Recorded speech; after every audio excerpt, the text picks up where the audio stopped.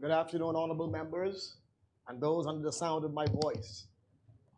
Today, in our Moments of Impact devotional segment, I'll be sharing with you a devotional entitled Chosen by God.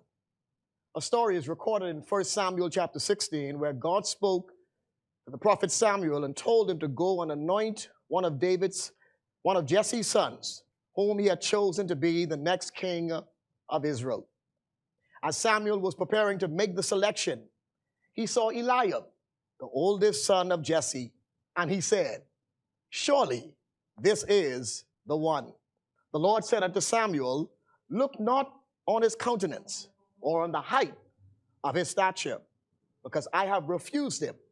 For the Lord seeth not as man seeth.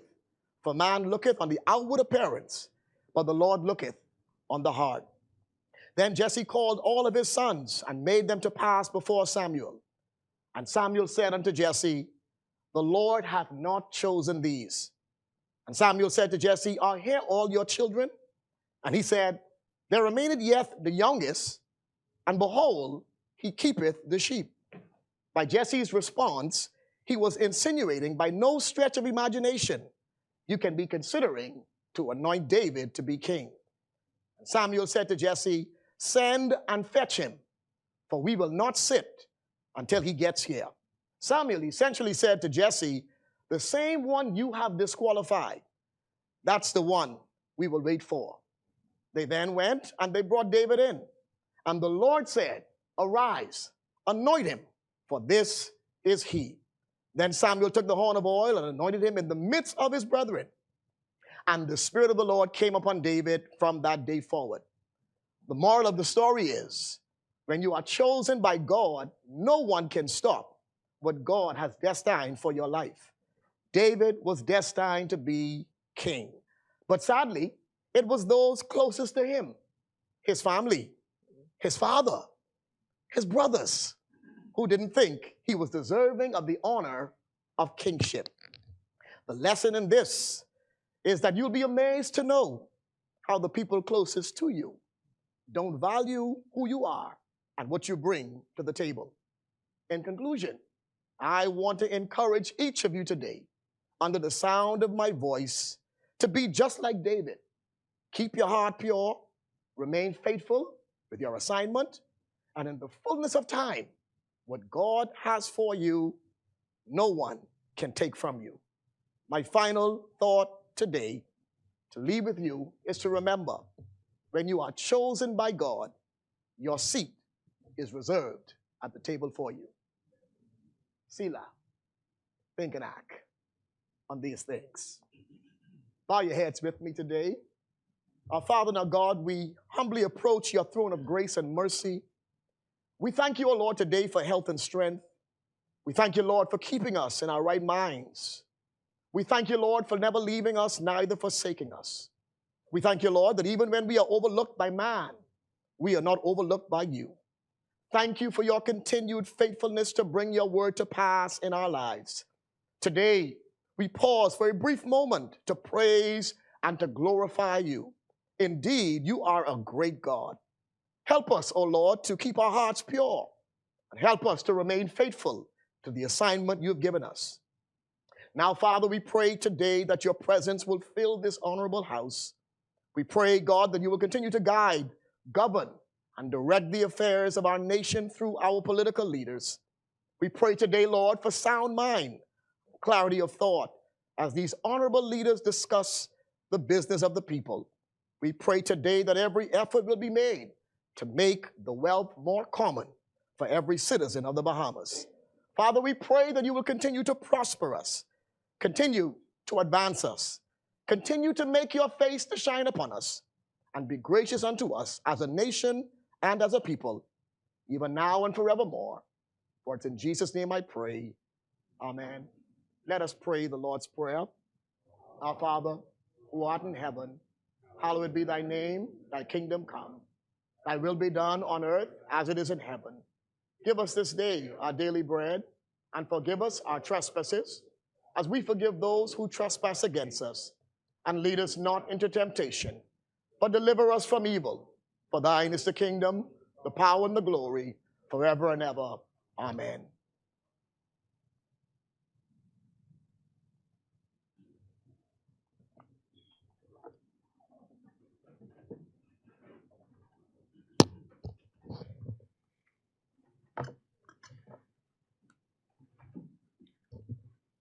Honorable members, at yesterday's suspension, we were debating a compendium of bills. I presume that we are now ready. The chair recognizes the honorable member for Freetown. Thank you, Madam Speaker. Madam Speaker, there are two reasons that permit me to rise in this honorable place this afternoon. The first being that the good Lord got me up, clothed me in my right mind, and has seen fit to permit me to live to this moment in time. And secondly, that the people of the great constituency of Freetown repose their confidence in me. And Madam Speaker, I do not take either of these things lightly or for granted. Madam Speaker, this contribution and this budget debate comes as our nation celebrates on the road to 50. We, the governing member of the Progressive Liberal Party, stand on the shoulders of the founding fathers, not only of this party, not the originals, but in the formation of it, but the founders of this nation. In 1953, they pledged this party to the service of all Bahamians and not a selected few. They were committed to nation building, championing the cause of the masses who dreamed and desired to better the lives of their descendants to follow. We, the members of this honorable House, Madam Speaker, the generation that followed. As it was in 1967, it now remains. This PLP is the anchor upon which the foundation of this nationhood, this road to 50 stands. We were there in 1973, and 50 years later, we're still here in 2023. Our founding fathers ushered in democratic equality for the masses in the first phase of liberation, which we would refer to as the political revolution. Though not the governing party, the PLP was instrumental in the general strike, which resulted in the minority government of the day passing the Trade Union and Industrial Conciliation Act in July 1958.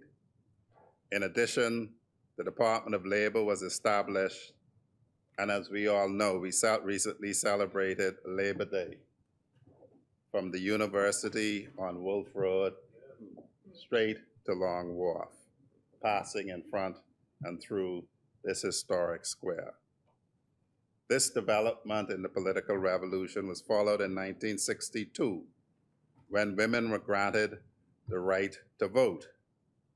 And we all hear the stories that the PLP thought we had it set because the women could now vote, but that didn't quite happen.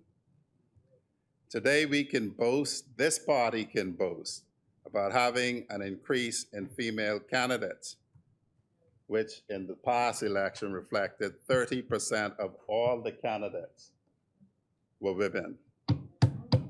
I know Angliston would say the books ain't balanced yet, but we're working on that. But this was the highest over the last 4 general elections,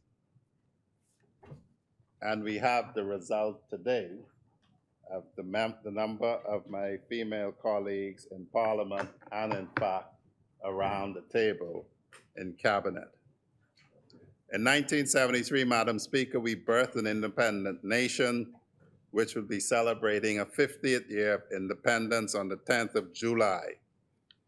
This period that followed independence in the terms of liberation can be referred to as the social revolution, which brought about the expansion of secondary education to include all Bahamians, the expansion of primary and secondary schools replacing all-aid schools, the expansion of healthcare facilities, the expansion of infrastructure throughout the archipelago, the establishment of the Royal Bahamas Defense Force, the National Insurance Board, and the College of the Bahamas, which later became the University of the Bahamas.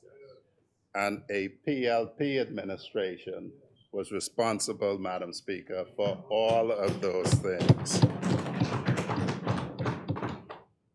We are inheritors of this proud legacy and are mindful of the privilege which the Bahamian people have bestowed upon us, their representatives in this House. It is time now, Madam Speaker, and the job now is to complete the revolution and to complete it with the economic revolution. I'm proud to be a part of this Davis-Cooper administration, which is charting a new course, which will ensure that as many Bahamians benefit as possible, not the chosen few. We will also ensure that our policies and programs are in alignment with the values and beliefs of our people. That is documented, memorialized in the preamble to our Constitution, that we're a nation founded on Christian principles. So when our descendants tell the story of this PLP government 50 years from now, they will note our obligation to this nation, and more importantly to its people, that this obligation was executed with clean hands and pure hearts. Madam Speaker, my job is to serve the constituents who elected me. I have the privilege of serving a constituency that includes the historic community of Freetown. And for those who may not know, Freetown was established as a place for freed slaves to live. I attend St. Margaret's Anglican Church. And for those who do not know, that church was set up as a chapel of ease of St. Matthew's, where the owners and the uppity class attended. And so the slaves were given their own church, their own chapel, St. Margaret's. And I'm a proud member today of that church, Madam Speaker. As we should all learn from others, Madam Speaker, I remember as a child there was a saying that a foolish man doesn't learn from his mistakes. A smart man learns from his mistakes, and a wise man learns from the mistakes of others. And so it is in that vein, Madam Speaker, that we are very careful to listen and observe. And you know, Madam Speaker, it's my job to listen to them, to learn from them. And I can say to my constituents in Freetown, nobody suggests that life currently is easy. Nobody suggests that there aren't challenges of finding employment at times, that there aren't challenges of meeting financial obligations at times. These aren't new or unique to Freetown. But while we may not have done everything yet, be assured that we are working on it. You know, it always bemuses me, Madam Speaker, that the side opposite tells us, fix it. It's like you take the credit card and like a Joneser, bust it right up. Put the I'm not suggesting you're all the Joneses. Let me rephrase, Madam Speaker, before somebody jumps up. like somebody with an impulse control problem who just busts the credit card up, hands it off to the next person, and says, fix it. Where you now have to continue on with life and service the debt and complain as you balance servicing the debt and improving your life. But Madam Speaker, it was my pleasure this past weekend to have two examples from my constituents. One bittersweet and one a moment of great pride and joy.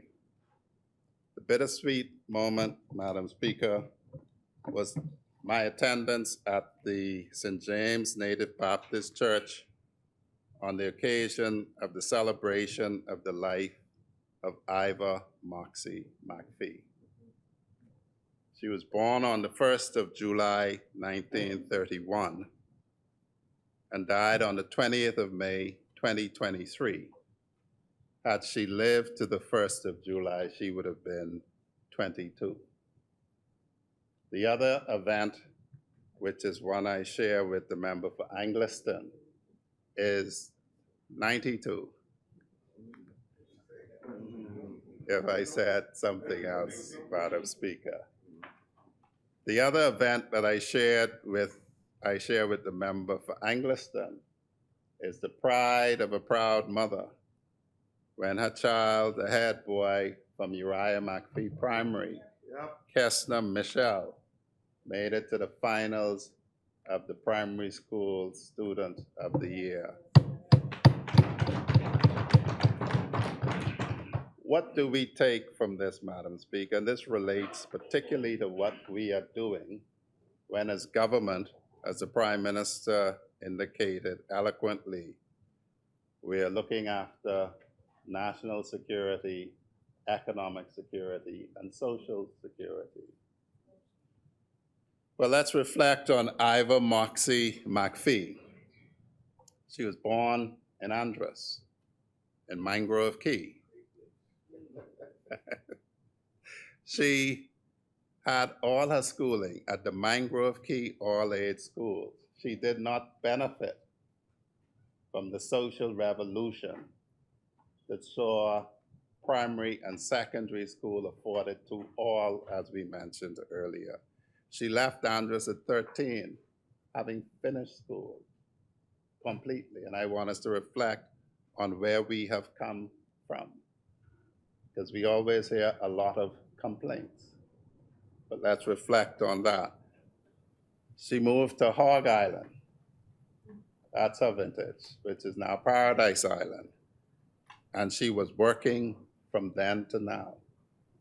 She is recorded as having 20 children with her husband, 20. She isn't the cause of any problems, member for Pinewood.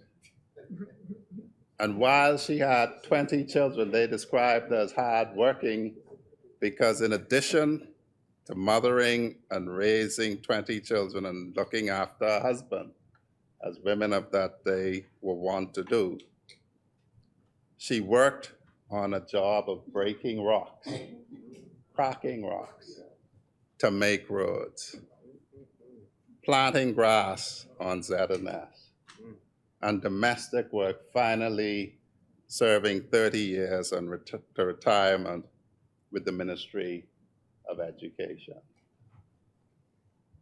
She, Madam Speaker, as described by myself and Frank Smith, one of my predecessors, is truly one of the unsung heroes on this road to 50. Because you see, Madam Speaker, it replicates today. You may see me here representing Freetown, but there are so many earnest people who work and toil for this to become a reality. And so we must not be playing with people and the future of this nation. And I'll get back to that shortly. And what do we learn from Kishna Michelle? He is the future.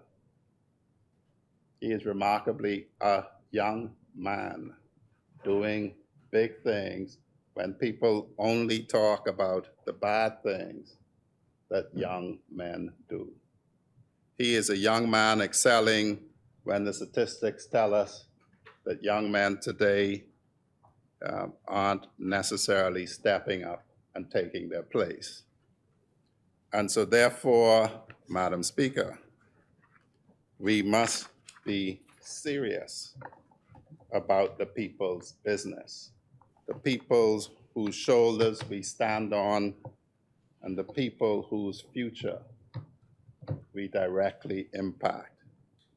And so, Madam Speaker, it is indeed troubling when we are here to discuss serious business that I am not persuaded that the side opposite engages with the same level that ought to accompany doing the people's work. That's me. I'm not persuaded. And I will tell you why, Madam Speaker, and others may be persuaded. They have almost, there's a litany that they sing over and over and over again. Litanies are very good in penitential seasons, but it is not appropriate when you're seeking to move forward. What is the first verse of their litany? Travel, travel, travel, travel, travel, travel, travel, travel, travel, travel, travel, travel, amen. That's the first verse of their litany. And you would think that the side opposite, and you should know this, Kalani, because you were Minister of Finance. In the budget year 2019, the 2020, the travel, the amount actually spent on travel, and let me get these figures right, was $12,775,000. Sorry, $775,188. That was in the year, and how the budget years run for the Bahamian people is the year starts the 1st of July. So in the budget year, 1st of July 2019, they started traveling. Hurricane Dorian hit 2 months later. Mega monster storm disrupted this country to this point. It is something they often pray in aid. But they still kept traveling. And the budget year ends the 30th of June. And we were locked down for March 2020. And they managed to spend $12,775,188. The budget is in B dollars.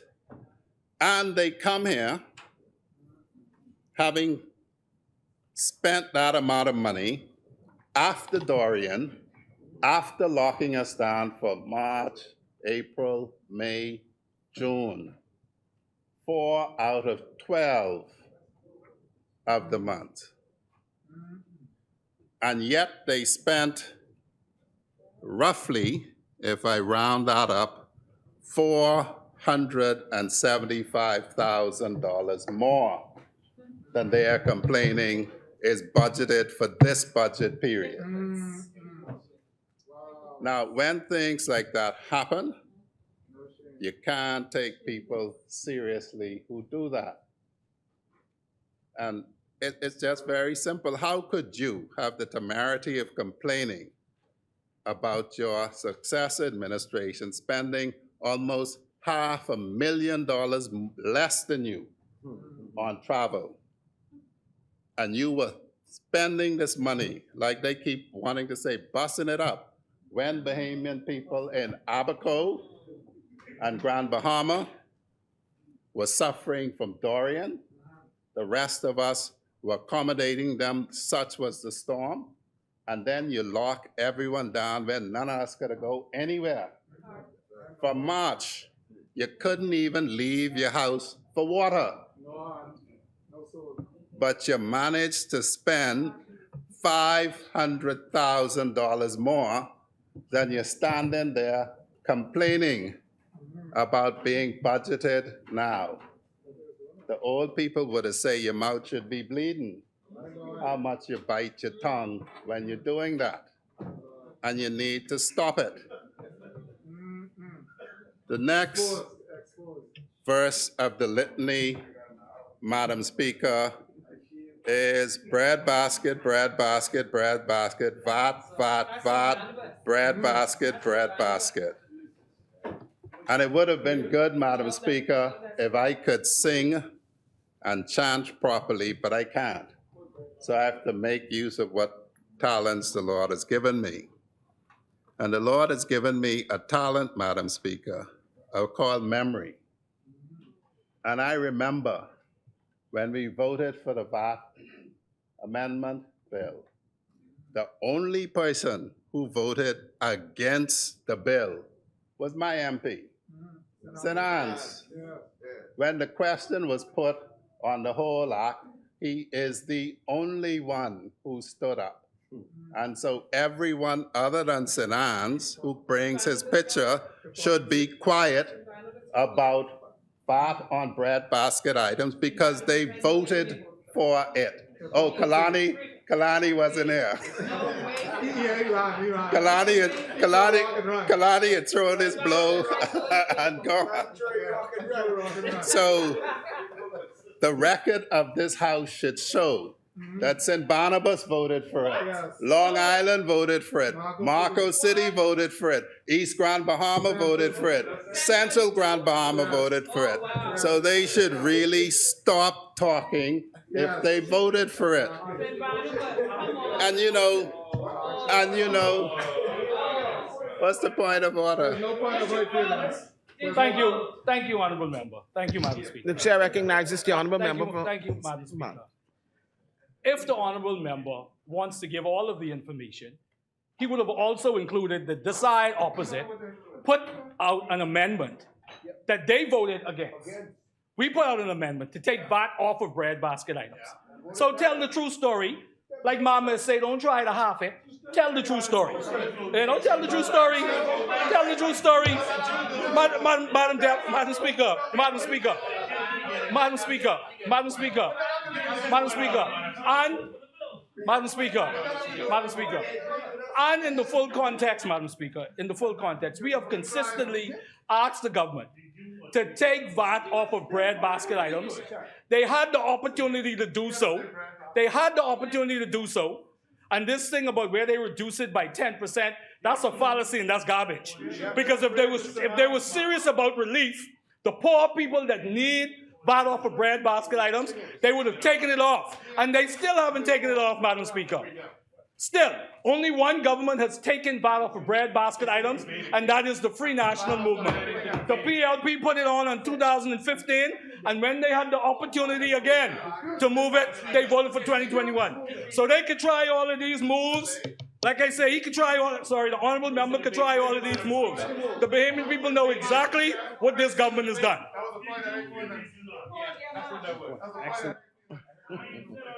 Madam Speaker, after the pontification again about bread basket items from St. Barnabas who voted for it, let me explain the whole story for the Bahamian people. And you know, the whole story is I respect St. Anne's for principle. Yeah. Because he was against it, he wouldn't vote for it in any form. He wouldn't vote for it when we went through section by section. He tried to get it changed on an amendment, but what principle has a man who says this is a very big thing for me? And when he could have stood with St. Anne's, sat with us, and now complaining. That's the full story. Principle causes you to stand always. So let's not be foolish. The next thing about it, Madam Speaker, is this. The next thing about it, Madam Members, Speaker. members. The next thing, Madam Speaker, about this bread basket argument really is this. Having voted for it, all except St. Anne's, they do not seem to acknowledge that people in Freetown eat something other than what's in the bread basket items. I told them before that I do a breakfast program at Uriah McPhee, just as Golden Gates does in our constituency, and the most expensive things to do that are the things that are not in the bread basket, the water, the juice, the container, all of that. So you're making Bahamian people think that they are foolish to read it. And then when we came and we introduced price control, they say you shouldn't do that right now. You should consult some more while people are hurting. Marco City. We were berated for not consulting. We know it's coming. Madam Speaker, The chair recognizes the Madam honourable member Speaker, from Marco City. we really expect persons to behave honorably. I heard members say, Marco City, we made it clear. This is not a government that loves to consult. And the problem is that you've made decisions, you spent out of control, and then you wish for the business community, which is made up of many, many Bahamians, to pay the bill for you. And so that's the issue we raise. We don't have a problem. We don't have a problem with price control in a number of areas. What we have a problem with is those persons who cannot control their spending going into the pockets of ordinary Bahamians and business persons, taking out their money and telling them how to spend theirs. That's the problem that we have. So you could spin stories any way you want. The public understands that you make decisions about how they spend without you controlling how you spend. By listening to the side opposite, because I used to give my clients advice, the less you say, the less you expose. What we now hear is that having sung the litany of travel, and it having been exposed that they spent more, now they intend to try and rewrite that bit of history.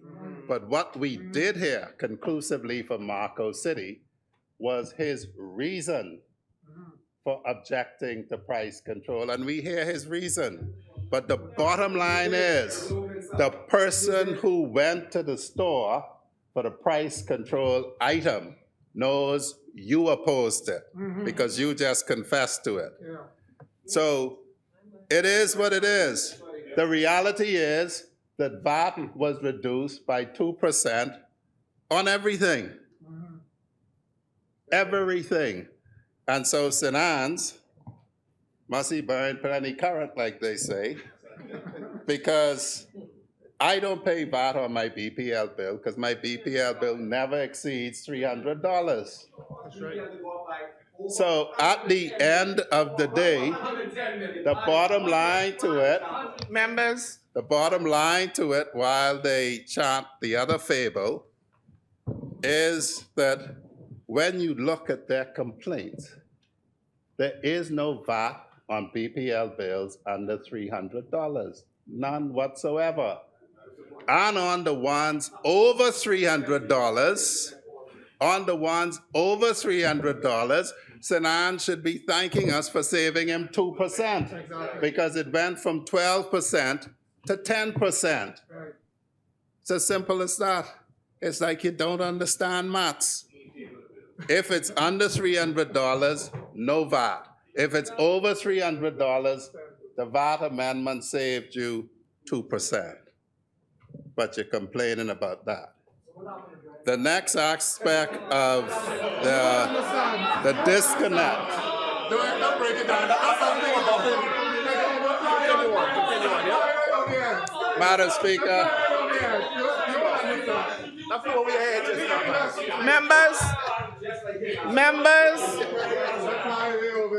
Let's continue. Pay attention. Madam Speaker, you know, you see, you see why I call it a litany? Yes. A litany is something you say over and over and over and over again, even after you're shown differently. But Madam Speaker, the most offensive thing is that, you know, we were told that we're very bad people because we wish to collect property tax. Well, most people don't. You say we're tax collectors, and we are ringing the poor man. The bottom line to it, Madam Speaker, is this. members, The bottom line to it is this, Madam Speaker. Again, they show us whose side they're on. Because the vast majority of Bahamians, their homes are exempted from real property tax altogether. That's right. They seem to be on the side of people like David Copperfield, who don't want to pay their real property tax. People who have to be afraid of the government coming after their property for outstanding real property tax are people like David Copperfield, who don't pay his tax. But that's your friend, eh? No, I'm not looking at you, Kalani. You ain't never said nothing. You ain't said nothing. You ain't said nothing. So the bottom line to it, Madam Speaker, is this. They try to gaslight Bahamian people. Yes, agreed. Yes. the chair recognizes the honorable member for some handles. I hear the honorable members.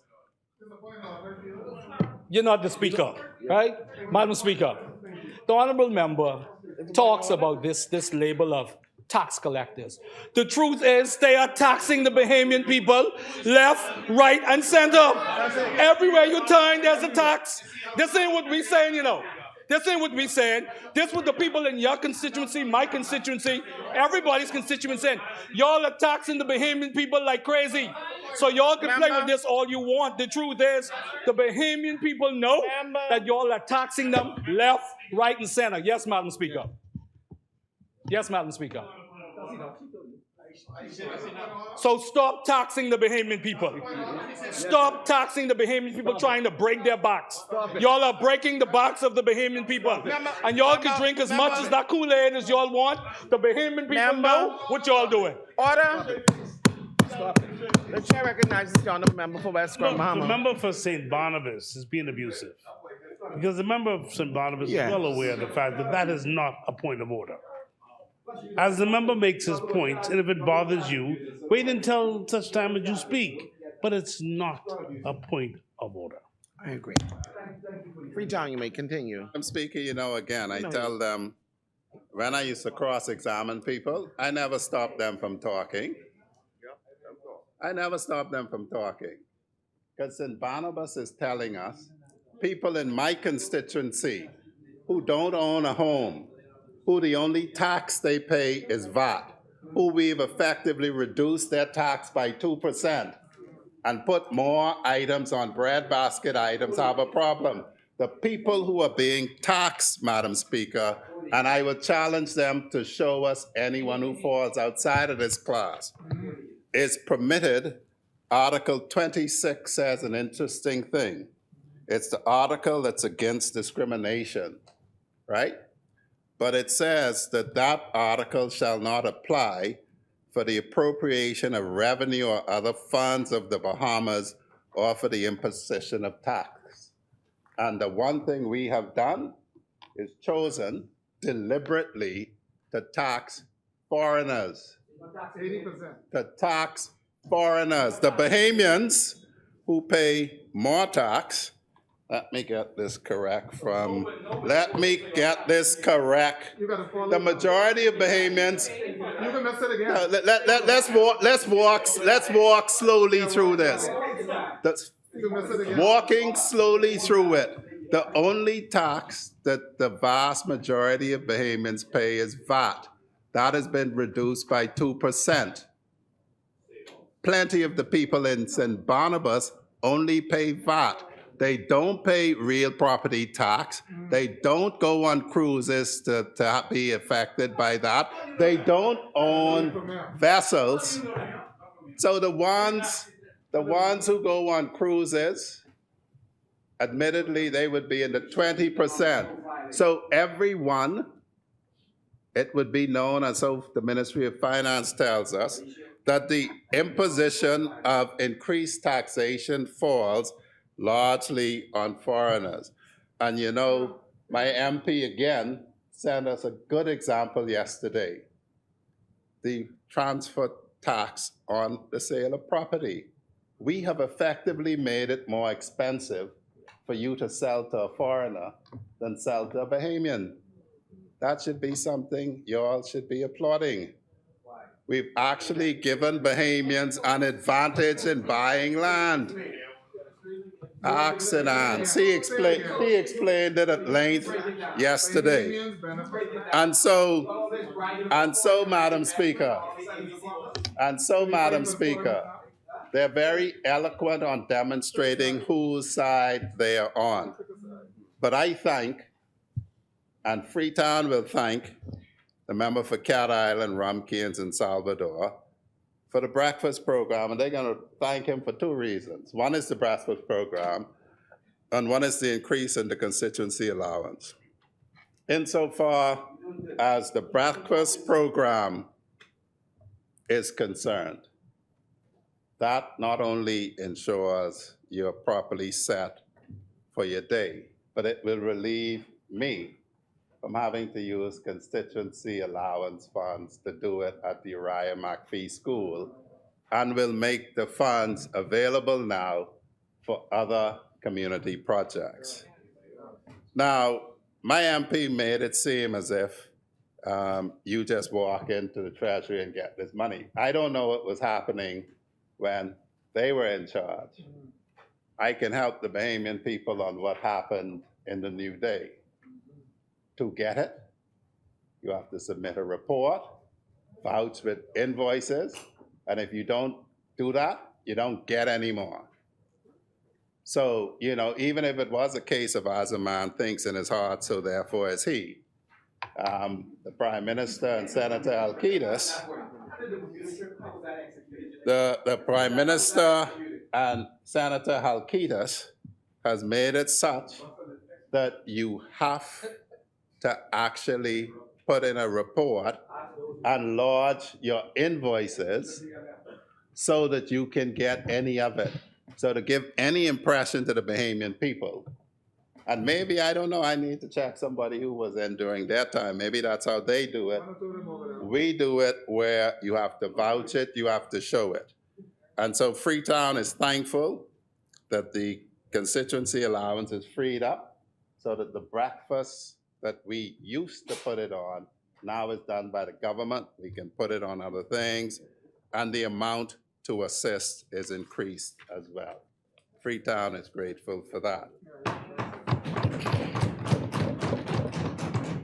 Now, Madam Speaker, after all that fluster and bluster, I would say I didn't think I would be met with that, but I expected to be met with exactly that. I turn my attention now to the national security. Madam Speaker, for the edification of the House and the Bahamian people, the national security strategy approved by the Cabinet reads as follows. The policy is to preserve and protect the sovereignty and territorial integrity of the Commonwealth of the Bahamas, thereby safeguarding our heritage against national and transnational threats which serve to weaken our institution of governance and subsequently the socio-economic and political stability of our nation.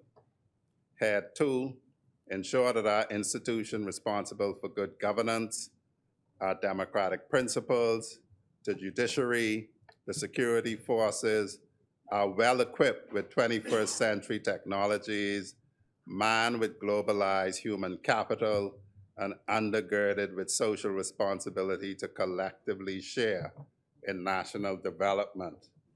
Point 3, foster mutual respect, interest, and guiding principles through diplomatic, economic, intellectual, political, military, multilateral, and bilateral partnerships, which will be the foundation of our shared safety, security, and response to natural disasters nationally, regionally, hemispherically, and globally. 4, promote a peaceful society to allow for equal and equitable opportunities for the sustainable development of all citizens, regardless of age, gender and sex, socioeconomic status, abilities, religion, and political choice. 5, improve community outcomes for inmates upon release through public-private partnerships which facilitate successful rehabilitation and reintegration into society. And lastly, implement Vision 2040, the National Development Plan, which will foster a more resilient, vibrant, sustainable, and stable development of the Bahamas while improving the quality of life for our citizens. Madam Speaker, in the interest of time, let me say this. Every reduction such that there is, and I believe there's only one, in the budget of the Ministry of National Security or its agencies,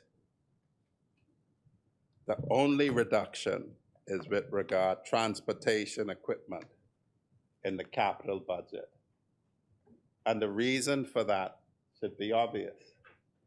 In this budget year, we took delivery of 50 motorcycles and paid for 100 trucks, received 20 odd donated vehicles for patrol, another 5 for the NCIA. And so one would expect that the transportation equipment budget would be lower. And before I just speak about our policies generally that is driven by the allocation in the budget of the Ministry of National Security, what appears to be a reduction in budget really isn't. And the reason for that is there are 2 items that total $3.5 million that no longer obtain and their value is 0. And those 2 items relate to the Citizen Security and Justice Program that has ended and the COVID-19 Enforcement Unit that is now obsolete. In every other category, I'm sorry, to be clear and not be said to be misleading the House, Madam Speaker, I think there may be one other, and that relates to building renovation by the police. And the explanation simply is we'd asked for and were allocated $1.65 million. They spent about $1 million. And so this go around, they were allocated $1 million, exactly what they demonstrated they could spend in the budget year. So, Madam Speaker, this government's commitment to national security is as serious as the Honorable Prime Minister stated it. And Madam Speaker, I wish to, in this portion of my contribution, repeat something that I said at the University of the Bahamas public policy event that I spoke at. And at that event, Madam Speaker, I spoke about what is this government's public policy related to national security. And the heading was National Security Policy, Maintaining Law and Order and Providing Security. And it was delivered on the 28th of March, 2023. It's available on UB's website in the form of a video. I don't know if they have the text. But Madam Speaker, I opened that delivery with Proverbs 22, as I'm a good PLP, eh? And Proverbs 22 says this: a good name is rather to be chosen than great riches, and loving favor rather than silver and gold. The rich and poor meet together. The Lord is the maker of them all. A prudent man foreseeth the evil and hideth himself, but the simple pass on and are punished. By humility and the fear of the Lord are riches and honor and life. Thorns and snares are in the way of the forward. He that doth keep his soul shall be far from them. And it concludes, train up a child in the way he should go, and when he is old, he will not depart from it. I opened that presentation, Madam Speaker, with that psalm. Sorry?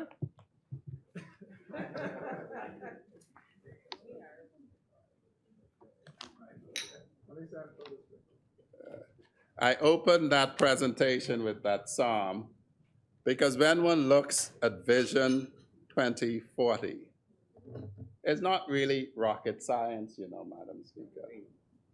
It's just common sense, as the senior people would say. Everyone would know. Everyone says at a scene, whether the young man is the victim or the perpetrator of the most serious crime in this country, that it is their good son. And the proposition that's set out in Vision 2040, and we set out, is this: everyone is a good, innocent, pure child at birth. That is true of all of us. We're blameless at birth. Somewhere along the way, Madam Speaker,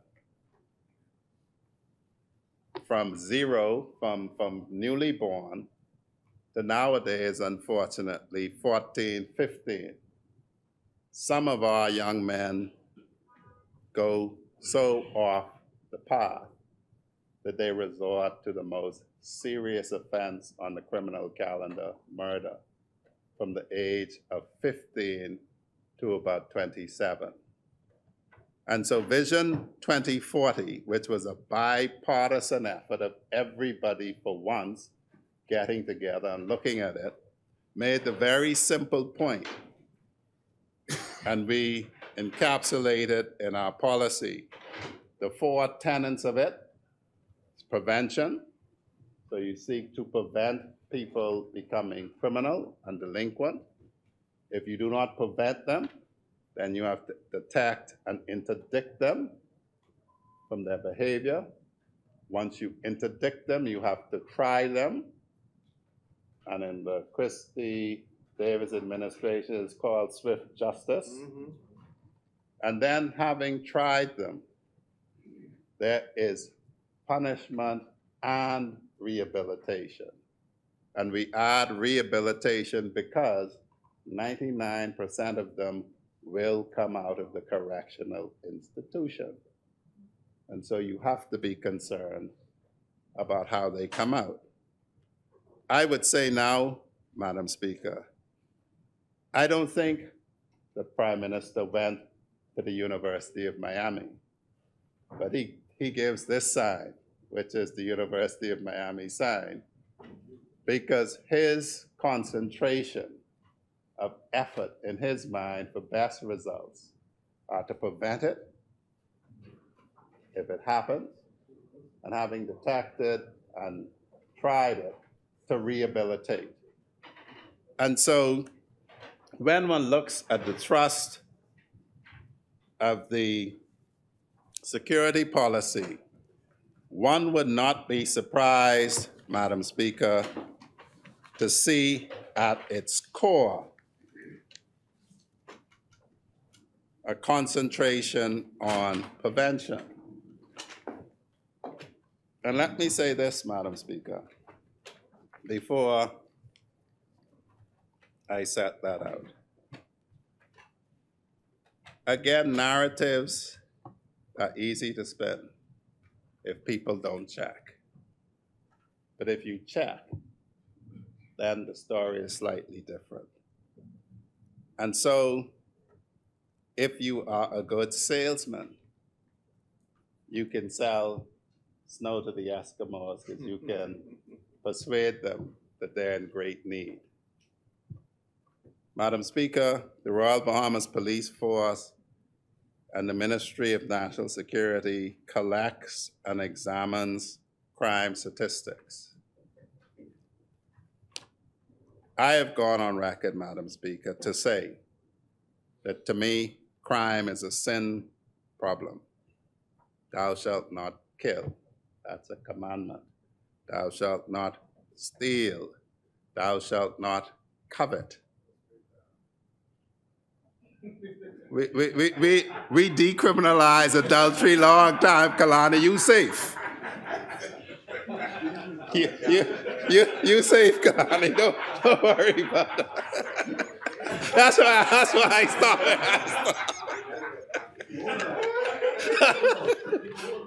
But Madam Speaker, the sum total of it is this.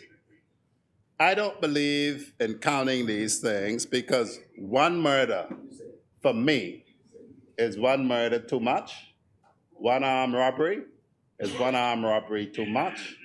One sexual offense or rape is one offense too much. But since people think about things and frame them, this is the context of these statistics. That is why the Prime Minister says, in our view, it's still too high, although the statistics show an overall 30% decrease. Now, what does that mean? That means that you have 1,244 incidents in the reporting period instead of 1,773. Well, I don't look, Madam Speaker, of the decrease of 500. I looked that there's still 1,244, and that's too much. And we have to attack it. And in every one of these statistics, where people may look at what the decrease is, I look at what is left. And what is left is too much, and that must drive us. Madam Speaker, unfortunately, the one offense that has increased is rape. And surprisingly, or maybe not surprisingly, it is decreased everywhere else other than New Providence. So in New Providence, it's up by 64% in the reporting period of 23 from 14. It fell in Grand Bahama by 56%. It fell in the rest of the Family Islands by 33%. But the increase in New Providence drove an overall increase in rape. The response to that, and monies allocated are being spent currently, is to address it by establishing a centralized unit to deal with sexual offenses and domestic violence that will house NGOs and victim care professionals in there as well. And so, Madam Speaker, you have to look at these things in that fashion. But that's the statistics. Let's look at how you prevent it. Because I'd much more prefer to prevent a murderer becoming one, or an armed robber, or a rapist. And what we agreed to, and by we, I mean all of us agreed to in Vision 2040, was to identify youth at risk and to intervene in their lives. There are a number of programs that do just that, some of which require funding from the government, some of which do not. the Royal Bahamas Police Force, Madam Speaker, they have a cadet program that engages with young people. There's urban renewal. And remember now, we met urban renewal. I'm sorry, Marathon isn't here, but she can tell us how we met urban renewal. But today, with re-injection, the band is back to where it needs to be. The centers are back to where they are healthier than before, and it is making a real difference, Madam Speaker. Madam Speaker, the Royal Bahamas Defense Force has its Rangers program that took in, I believe it was an additional 200 persons. So they're now up to a strength of 1,300. The Defense Force assists the Ministry of Education in the program SHORE and TAPS program for young men and women who have been diverted from mainstream schools.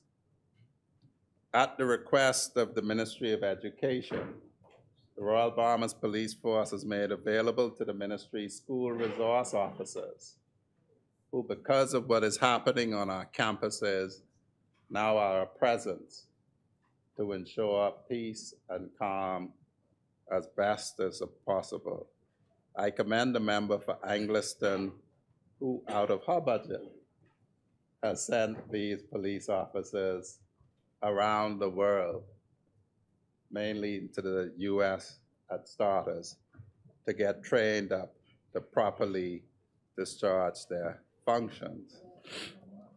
Madam Speaker, and then there is shock treatment. This was a program initially launched under the Christie Davis administration that was not taken up after that administration left office, that we have relaunched. When we relaunched it, what we did was to look at just that, the data. One piece of the data is right there, Kalani. Right there. That's one piece of the data. Marine Seaman DiMaggio Barrett.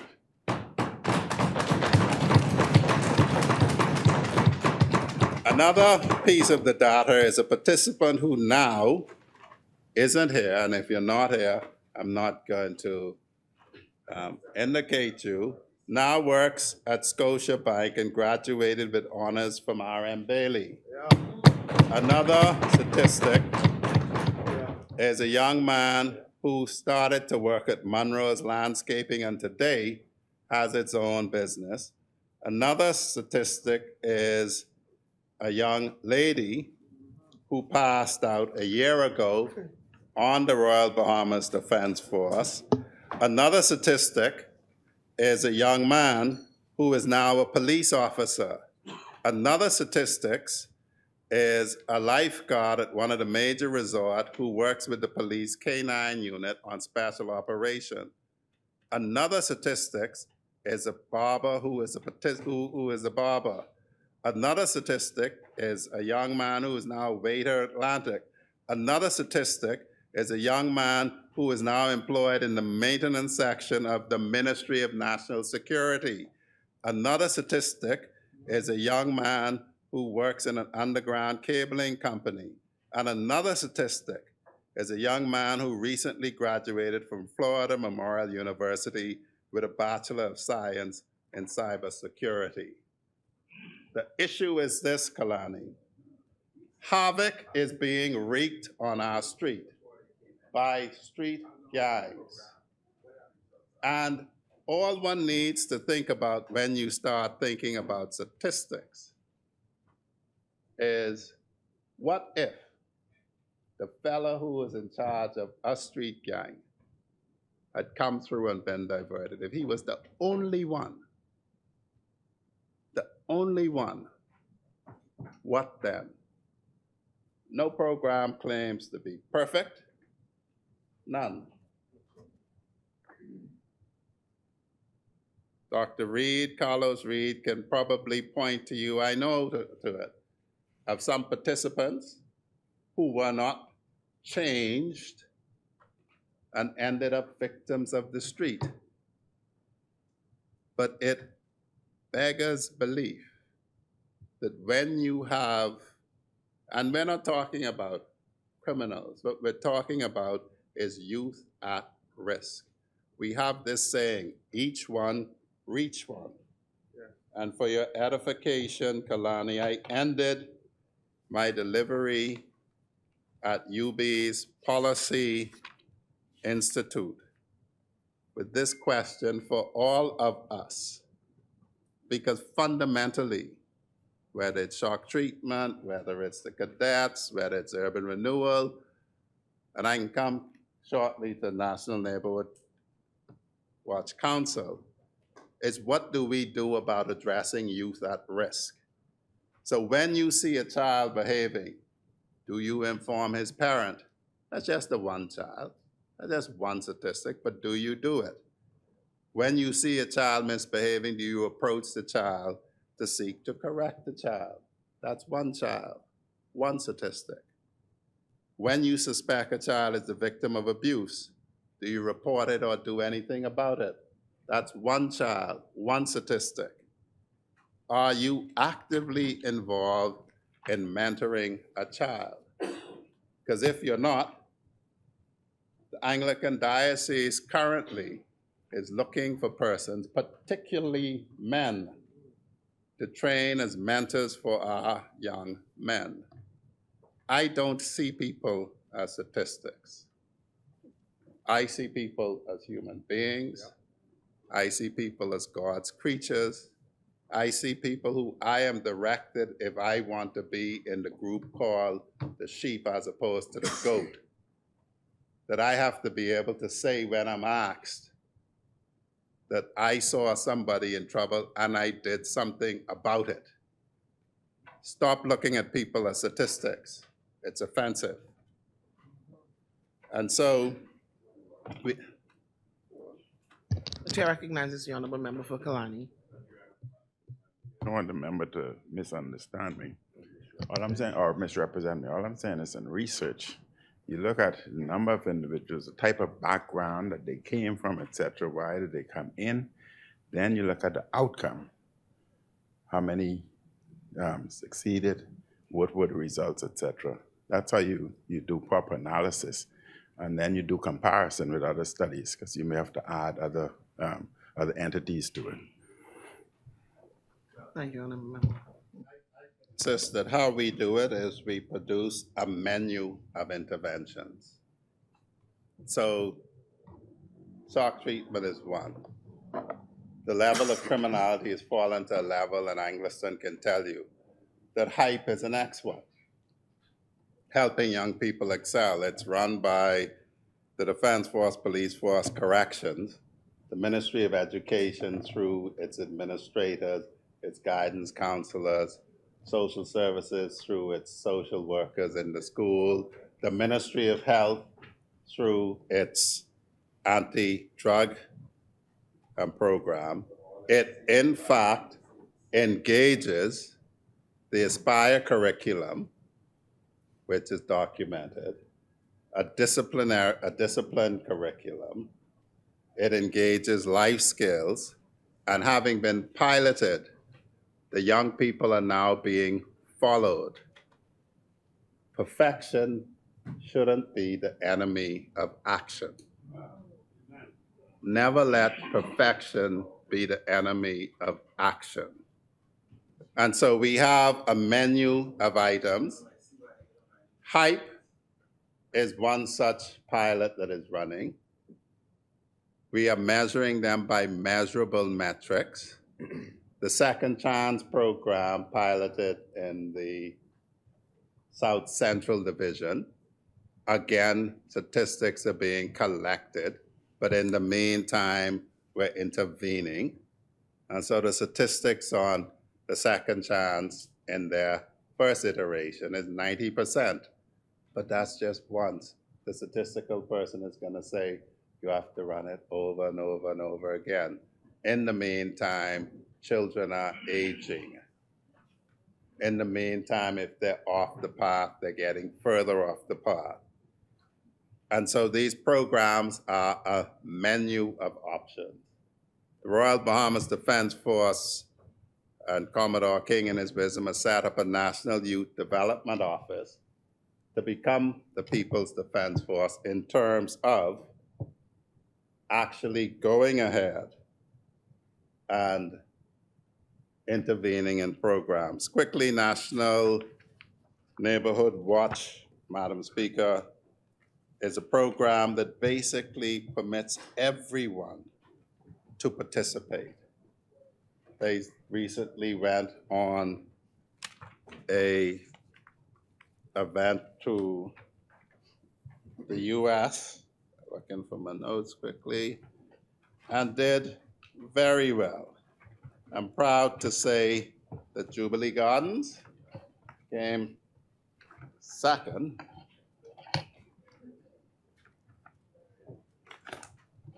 And the tenet behind National Neighborhood Watch, Madam Speaker, is simply this. Are you looking after your neighbor? And it has a budget in the Ministry of National Security. It's throughout the Commonwealth, Eleuthera, Exuma, Grand Bahama, Abaco, New Providence, all involved in training. They went to the national event in El Paso, Texas. Neighborhood Jubilee Gardens was a presenter, and Debbie Lightburn presented on the topic, One Jubilee Gardens. And this year, they got second in the Neighborhood of the Year for Social and Revitalization. You see, Madam Speaker, you do it one person at a time, one neighborhood at a time. Yep. And that is how you do it. And I'm thankful that there are people who see it that way and continue to act that way. Madam Speaker. Madam Speaker, we have, well, okay. Good. Yeah. Don't take that. No, I thought I had an hour and a half, cuz. But, Madam Speaker, it is when we recognize that we all have a part to play in this job called prevention that the task will be easier. As I indicated, the Anglican diocese, without being prompted or asked, saw the need. The Christian Council, without being prompted and asked, seeing the rise in suicides, the rise in conflicts, collaborated in putting their counseling services at our disposal. The point I'm making is simply this, Madam Speaker. When you look at Vision 2040, a large part of the intervention and prevention is to be from civil society. So Rotary's Road to Peace is kicking in. Churches are kicking in. Everyone is participating where they can. The new challenge for the upcoming year, Madam Speaker, is to coordinate it. And we say that, Madam Speaker, because when I saw the Anglican Diocese Mentorship Program, one of the schools it targets is Uriah McPhee, which is a school that has the HYPE program. And so for the effective use of resources, we're currently entertaining conceptually a piece. Commodore Tellis retired calls it Peace Ambassador Program ran through the Office of the Governor General, who is non-political, who can call for government actors, private actors to sit and coordinate so that you do not have all of the rain in one place while people parch in another place. And so, Madam Speaker, prevention is important. We intend to spend our time focusing on just that. Should we not succeed, the Royal Bahamas Police Force, along with its other agencies, agency partners, bear the responsibility together with the public of interdiction. The Commissioner of Police, Madam Speaker, would like me to say this. Since I've assumed office, the heads of all law enforcement agencies called Honlia meets regularly. It is comprised of the head of the police force, defense force, customs, immigration, NCIA, and corrections. It is chaired by myself, and the Minister of Immigration is also a member of that grouping. We have seen, Madam Speaker, collaboration across agencies that the Commissioner in his discharge wishes me to publicly thank his fellow heads, as does the Commodore, as they discharge their relevant functions. But Madam Speaker, the Commissioner of Police, who we don't intend to interfere with in the discharge of his mandate, has put out his policing plan that aligns with prevention, interdiction, community involvement. Our job, as is set out in the national security policy, is to ensure that they are well equipped with technology and human capital. And so, Madam Speaker, let me quickly say this, and I mean it in the most respectful way. And I say that because what I now say may seem to be disrespectful. But Madam Speaker, insofar as human capital is concerned, the statistics show, because it is necessary to have people, when we assumed office, the then Commissioner of Police advised that some police stations that required 6 officers to function properly had 3. And the public, when the public reflects slow response time and responsiveness to police by police station are explicable when one understands that there are a certain number of officers needed to run a police station and respond to the public. The statistics show, Madam Speaker, that in the 4.5 years of the previous administration, they recruited in total 404 police officers. That is their complete recruitment for 4.5 years. To this point, Madam Speaker, we've recruited in 20 months 459 police officers. We have recruited 54 more police officers in 20 months than they did in 4.5 years. With regard to the Royal Bahamas Defense Force, in 4.5 years, they recruited 267 Marines. In 20 months, we have recruited 316 Marines. I don't want to mess up the math, so you could do it as 316 less 267. My quick head tells me that that's 40, probably 49, I think.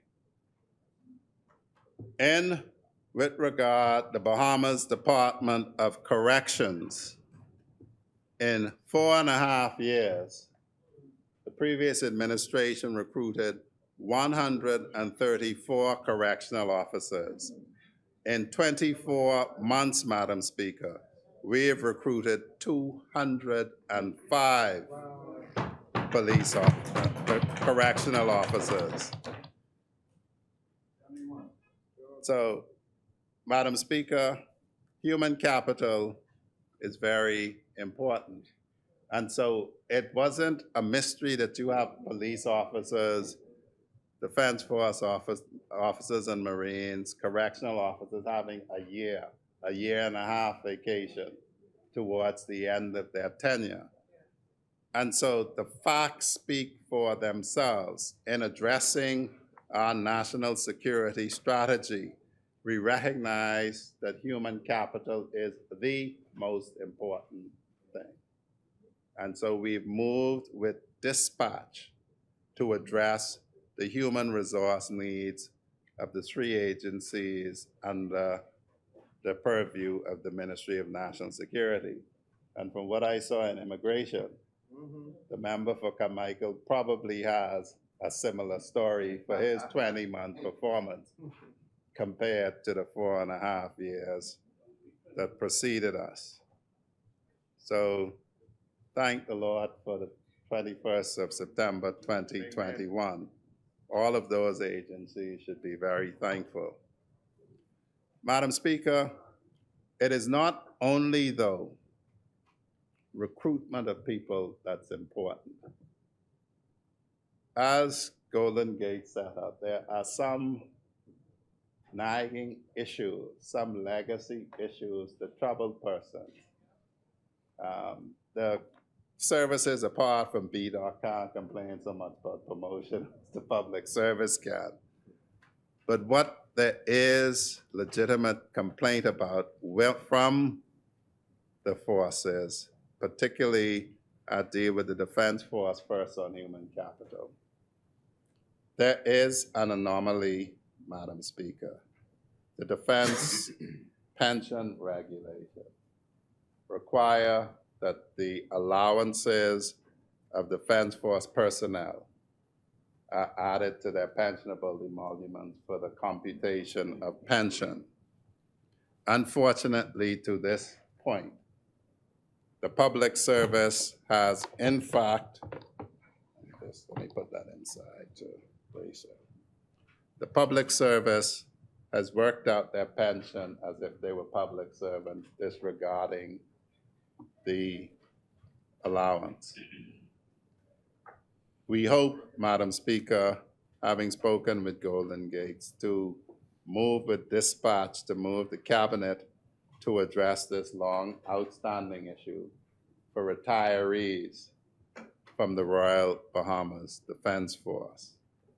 At the same time, Madam Speaker, we're addressing an anomaly with them as well, that they don't get the same ad-quils and allowances that public servants, police officers, and correctional officers get. And we're addressing it, and we hope to take it again for approval very shortly. But the issue there, Madam Speaker, and I must be very clear about setting out the issue that will arise there. We're bringing parity over ad-quil and allowances between the Defense Force, the Police Force, BDOCs, and the public service. At the same time, there isn't parity in pensions because their allowances are added. The Ministry of Finance has no difficulty with them having the ad-quil and allowances so long as it's not another add-on to their pensionable emolument. And Madam Speaker, in my judgment, that's a fair proposition because you can't talk about parity for ad-quil and allowances when your pensions aren't at parity and would go further out of parity if it was permitted to be added. And so in that manner, we will be addressing vexing issue for retirees that are administration's old and serving members to address a very real issue. Another matter, Madam Speaker, with regard to human capital, because we heard it from the side opposite with medical insurance. The reality, as I explained, Madam Speaker, is that everyone who is presently in service, there is absolutely no change, absolutely none. For persons coming in who advised of the change, the Commissioner of Police advised that in 2 weeks of the portal opening, there were 600 applicants for the recruitment of 125 spaces. The most amazing thing about this, and I'll just say this, Madam Speaker, I try to be an open person. I try to have an open door. I've met on at least 2 occasions with the Police Staff Association. What is regrettable, and St. Barnabas mentioned it when he said, what are we doing to the people who protect us? Well, you know, the person who protects us in here, the reserve sergeant, has no medical insurance at all. At all. They require us to be fiscally responsible. And so you have to manage money. And so when the policy is changed to, we will insure at our expense everyone who stands between us and a bullet, that includes the reserve sergeant. Because in every patrol vehicle, in case it's not known, on the 22nd of this month, there'll be a joint passing out in this square. There will be regular police officers. They will have insurance. Their families will have insurance, paid for by the Bahamas government. The reserve squad will have none. And so one has to address that reality. In every police car you see patrolling, I ask the public to pay attention. The officers who have the red behind their numbers, they are reserve officers. This is serious business that we do, and I think it's about time that it's approached in that manner. We have a duty to protect people who stand in front of us, and that they do. And it's a challenge to make it possible within your fiscal constraints to do it for all.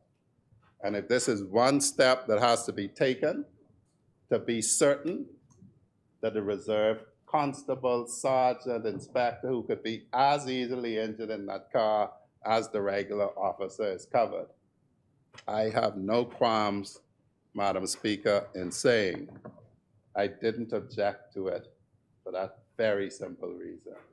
I have seen cases come across my desk, and the most egregious part of it is this. Because, you know, when you spin in narratives, it's one thing. You have a reserve officer who is injured on his job as a reserve officer. He has no insurance. And guess what happens when he goes to national insurance? Because that's not an injury on the job that national insurance pays for, is not regarded as an industrial accident either. And so let us understand the serious issue we are addressing when we address policy. And so relief is necessary, and we will see about addressing that. What aren't you clear about? No, I won't yield. As East, Madam Speaker, as East Grand Bahama said when we started, and I offered something, he said they weren't here to debate. I remember that clearly from the first day. So at the end of the day, St. Barnabas can address it in his presentation. Those are the facts. Those are the facts. If he asks a question, Madam Speaker, he can ask it. He can ask it on his time, and I will answer it. But Madam Speaker, we Honorable member, Unless it's a the point member of has order. indicated that he is not yielding No. on a point of clarification. So, Madam Speaker, we're addressing human capital.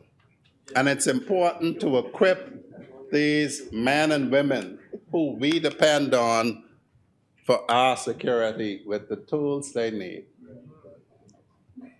And so again, might I say, and this is an experience I know South and Central Andros and Central and Saudi Lutra is familiar with because they've been, and Nabi, because they've been pestering me, as Nabi says, all day, every day.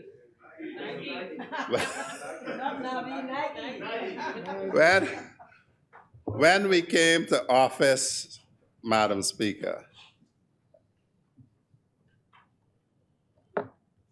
vehicles.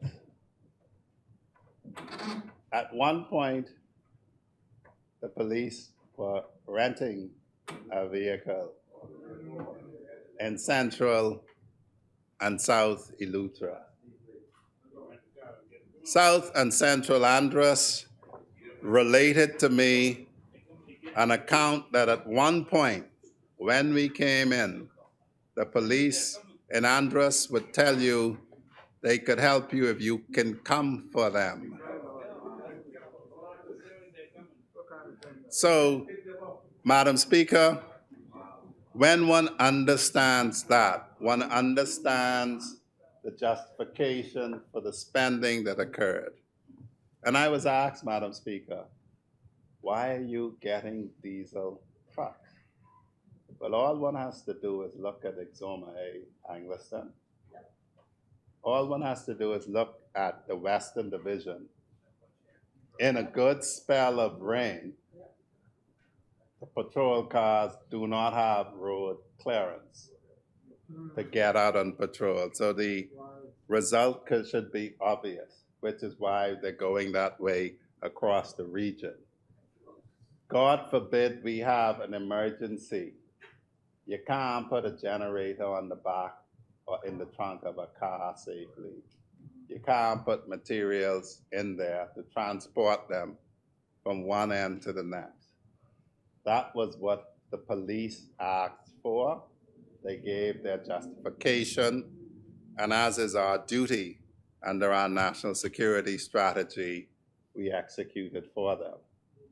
South and Central Andros also got the city of Miramar to donate 4 surplus vehicles. 4. He solicited, and he's a good politician, Wes Grandbaum. He solicited 2 for him and 2 for his boss.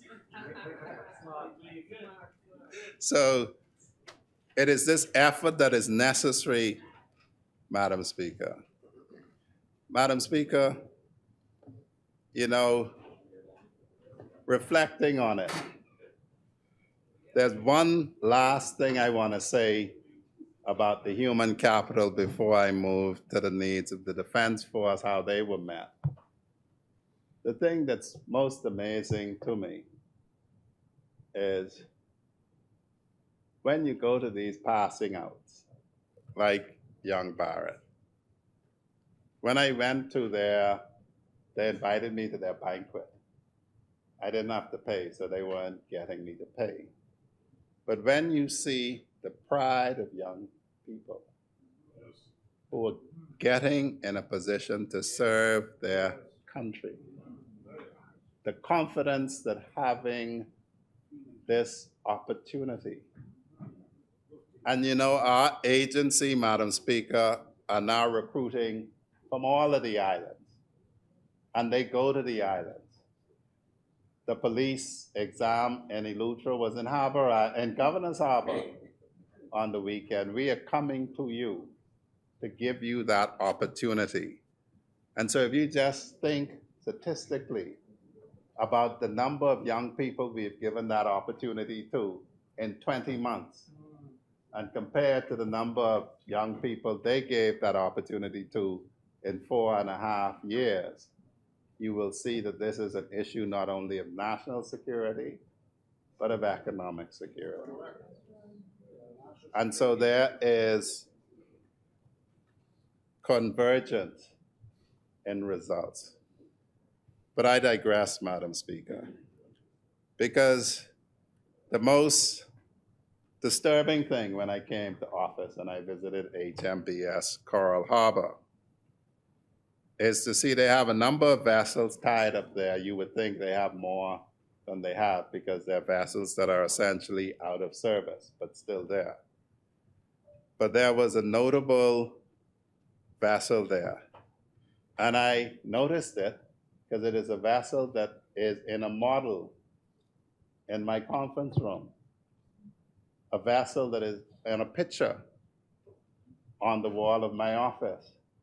A picture of that vessel is also in the Prime Minister's office.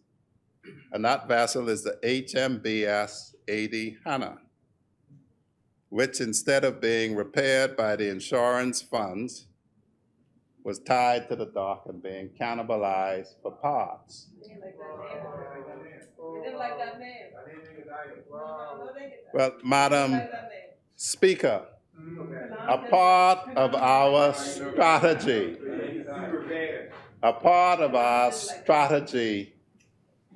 and I say our, because we adopted as driven by the Defense Force, is decentralization. They have 100,000 square miles to patrol. And I believe that all of the vessels there are still there because of a PLP government. Yes. The HMBS Nassau and Bahamas were refit under the PLP or else they would be out of service. Right. And every other vessel there was a part of the Sandy Bottom project or some other acquisition. But Madam Speaker, in my first budget presentation, I mentioned that we were going to replace the HMBS 80 Hannah. And we are making progress at that, Madam Speaker. And so I wish to report, lest people believe that we're not moving with sufficient aplomb to do that, that there are 3 drawings, one from an Indian shipyard, one from an Israeli shipyard, and one from Daman, that the Defense Force has evaluated, will present shortly, and we will then proceed to make a choice. But the new HMBS 80 Hannah will be an eco-friendly vessel. Hear that, Angliston? When Carlos Del Toro, the Secretary of the Navy, visited here, because he had met our Prime Minister on one of those travels that add up to less than $500,000 that they spent to travel, Carlos Del Toro made a commitment that the U.S. Navy and the U.S. Marine Corps are acquiring vessels that are eco-friendly, outfitting bases that are eco-friendly. The Prime Minister being such a champion for climate, Secretary Del Toro quoted him. And so it's only appropriate that the new flagship of the fleet, in our fleet, be eco-friendly, and it will. But just in case, Madam Speaker, people don't understand our commitment to giving the Defense Force the tools it needs, when there was a delay in finalizing it so that the monies in last year's budget allotted for it weren't spent, we got the Defense Force 4 new safe boats, 441 feet with the trailers and the associated vehicles. It is our mission to ensure that the Royal Bahamas Defense Force has the tools they need to guard our heritage. And Madam Speaker, I would only add in that regard that their record of interdiction of vessels coming into this country speaks for itself. Yes. And that's only with the 2 coastal radars installed. And the radar for Exuma and Ragged Island are here. And next budget year, we expect to get 2 more. And so, Madam Speaker, we continue to equip the Royal Bahamas Defense Force to meet the mandate of the National Security Strategy. Madam Speaker, it is also intended for there to be upgrades on HMBS Coral Harbor, for there to be a build-out in Ragged Island, where the Defense Force intends to station its aircraft for reconnaissance, so we are no longer dependent on the U.S. Coast Guard as much as we are. It is their intention to convert the container base, they live in containers at HMBS Gunpoint, into a proper base. In decentralization, Madam Speaker, they intend to set up a proper base in Grand Bahama. And I think the member for West End and Bimini gave them hospitality in showing them, I think, the western end of Grand Bahama. So, Madam Speaker, there's a need. Abaco would tell you there's a need for a small boat unit in Abaco, and the Defense Force has proposed to do just that. And so they are, in fact, listening, and we are responding. Madam Speaker, it is important that everyone cooperates in this effort. Apart from vehicles, Madam Speaker, there's all kinds of talks about why didn't you capture it on camera? And that is simply because you do not have a camera everywhere. But Madam Speaker, I'm proud to say that every park that was connected has a CCTV camera, and we intend to expand that network. In light of some recent events, we intend to expand body cameras, as one was at that scene that evening. We intend to acquire 300 more. We intend, Madam Speaker, to continue to develop the Real-Time Crime Center to be able to coordinate all of the efforts in technology that are being acquired, Madam Speaker.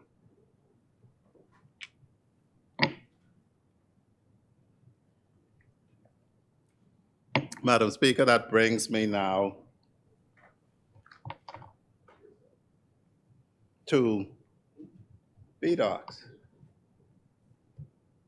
I would very shortly say, Madam Speaker, swift justice is Centerville's purview.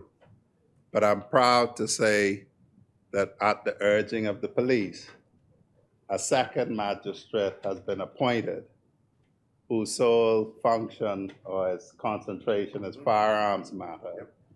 And so the performance standard, Madam Speaker, of 21 to 28 days from charge to disposition is the aim. Madam Speaker, that brings us to rehabilitation. You know, Madam Speaker, there used to be laughs and stories about you go into prison, you can get raped, you can get mistreated. That's funny, Madam Speaker, until one recognizes, as we say, that these persons will come out of prison, and we need to be clear about the condition they come out. And in case anyone wants to understand it, there is a story in the Nassau Guardian by Artesia Davis that somebody who had been in prison come out on bail, who I learned is asserting certain things happened when he was in bail, committed an offense of, he was on bail for murder and armed robbery. When he was released, he is said to have committed, and we must state it like that, and I won't identify him, but he is said to have committed an armed robbery in which he raped both a man and 2 women. So Dr. Allen says that damaged people are angry people. Madam Speaker, for 30 years, we would sit, and members of the public are aware of it. You would watch that school bus leave on the free ride at 5 from Bank Lane, traversing at dangerous speeds to get to the prison to deliver these folks on their free ride at 5. And the laughable thing, we all sat down and you almost said it flippantly, that's appropriate. They're on a school bus because they go into school. That's the reality. And the police now tell us, the anti-gang unit, that a big recruitment ground for the street gangs is the prison. And you just need to reflect on it. I'm a young man. I'm remanded sometimes for 2, 3, 4 weeks. I go into a prison. I think I'm going to get raped. I'm going to be in hostile conditions. I'm not going to be in the best of circumstances. And I enter the facility. And somebody who knows me from the street, a real hardened criminal, sees me and says, Monroe, I can make sure nobody do nothing to you. And I can make sure people put things on the gate for you. And I can put money in your commissary. And when my phone gets smuggled in, I can let you use my phone to reach your people. And when my marijuana gets smuggled in, I can give you a smoke. That's what happens. And when Monroe is about to leave in 2 to 3 weeks, as a human being, I feel grateful for a man who stopped me being raped, the one horror a lot of people have, who's provided for me, who's looked after me in this place, this place called prison. And so I must feel grateful to him. And so as the young people say, I would ride for him because I'm grateful to him. He showed me that he cared about me. Y'all were sending me to prison to get raped and he stopped it. So at the end of the day, Madam Speaker, that is what was being confronted. Now, for years and years and years, it was said we need to do something about that. And the effort started actually under Mother Pratt, Cynthia Mother Pratt. That's the first time it came up. And then it started again under Dr. Nottage and my friend from Carmichael. And it was at that time that the person currently identified came forward with a solution. And so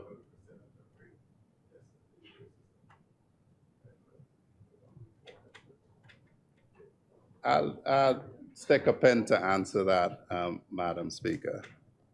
The problem or the issue with rape is largely it's a self-reporting one. It's not like murder where you obviously see somebody being murdered. The challenge with policing and enforcing that is this: you have to make it as comfortable as possible for somebody to make a report, which is why we're operating it as we're operating it. And so if we do it correctly, curiously, the amount of rapes reported should increase if they are in fact underreported. So that would be the explanation on that. But the actual raw numbers, my Director of Research and Planning is here, we can always get that for you. And so that's the reality of why it was felt it was necessary and the development of it. I heard the remarks, and I think it was East Grand Bahama's contribution. And it's not a technicality. The fact is that procurement of defense and security assets take place in a particular way. The procurement officer in my ministry, who is an accredited PPP professional who has just come back from Switzerland from the US UN event, can set it out for you if you have an issue with understanding it, Marco City. I'd give you a paper on it. But it started with Dr. Nottage and Carmichael. When the government changed, to his credit, Minister Marvin Dames did not squash it, and good work was done on it. Good work was done on it to the point that you had a design. The F&M lost, as I say, thankfully. You might say differently. And so when I assumed the chair, there was a plan. The difference is this. I met a drone program in place where we still haven't gotten all the drones. Where for the underwater submersible drone that can go down 600 feet, they were only giving us 200 feet of cable. We've solved that.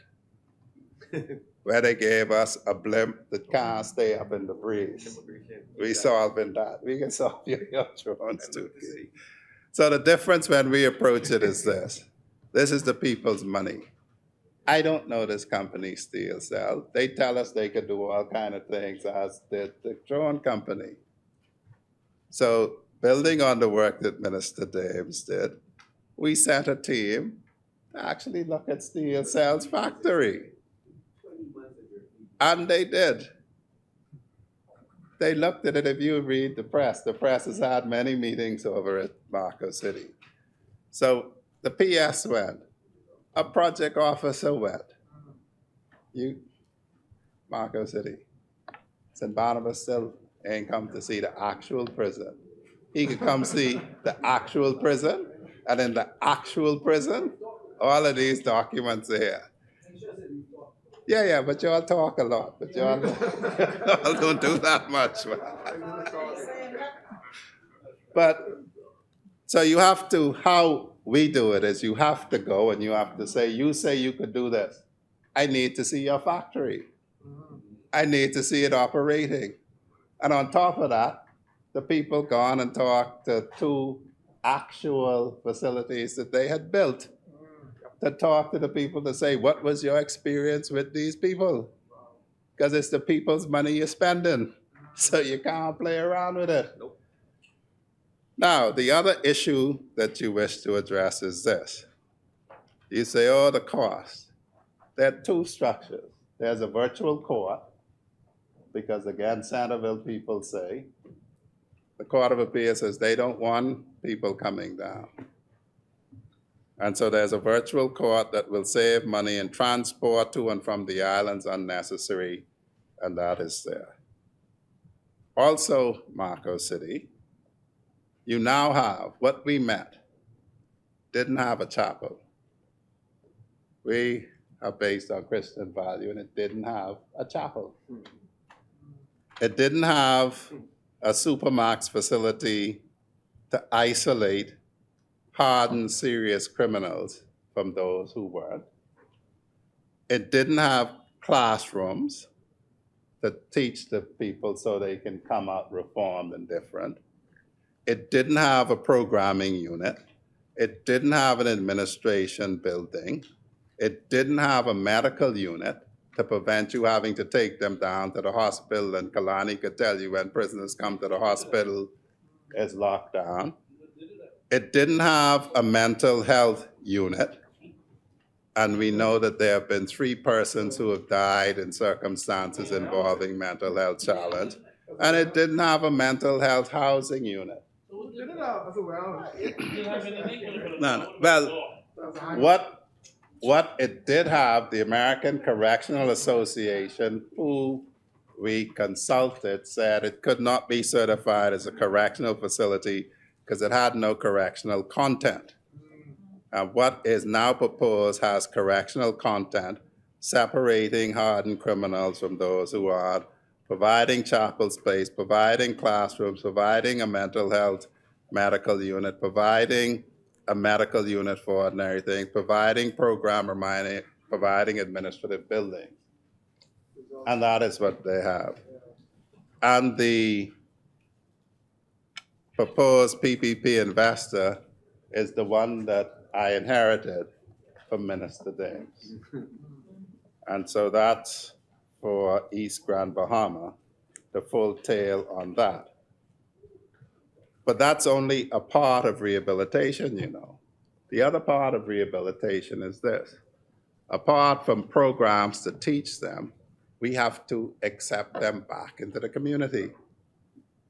So the Rehabilitation of Offenders Act that's cleaning up all those little COVID violation and other violation gives you a second chance. We believe in second chances. Yep.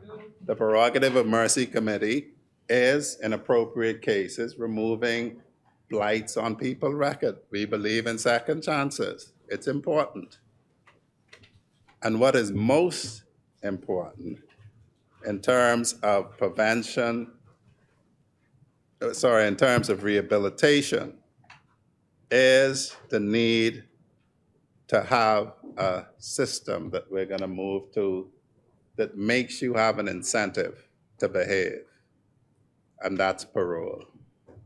And we hope to submit for consultation shortly a parole and reentry bill. Now, given the time, Madam Speaker, just briefly, I want to talk, well, there are three things I'll cover in that 17 minutes, West Grand Bahama. The first is something, I suppose I really don't have to talk deeply about it because I see Nassau Village with his pictures. I think Centerville can talk about his. I think Angliston looking at me, you just got to get together. But in prevention, I left this for last because it is something that I think everyone could agree on, hopefully. And what we should be able to agree on,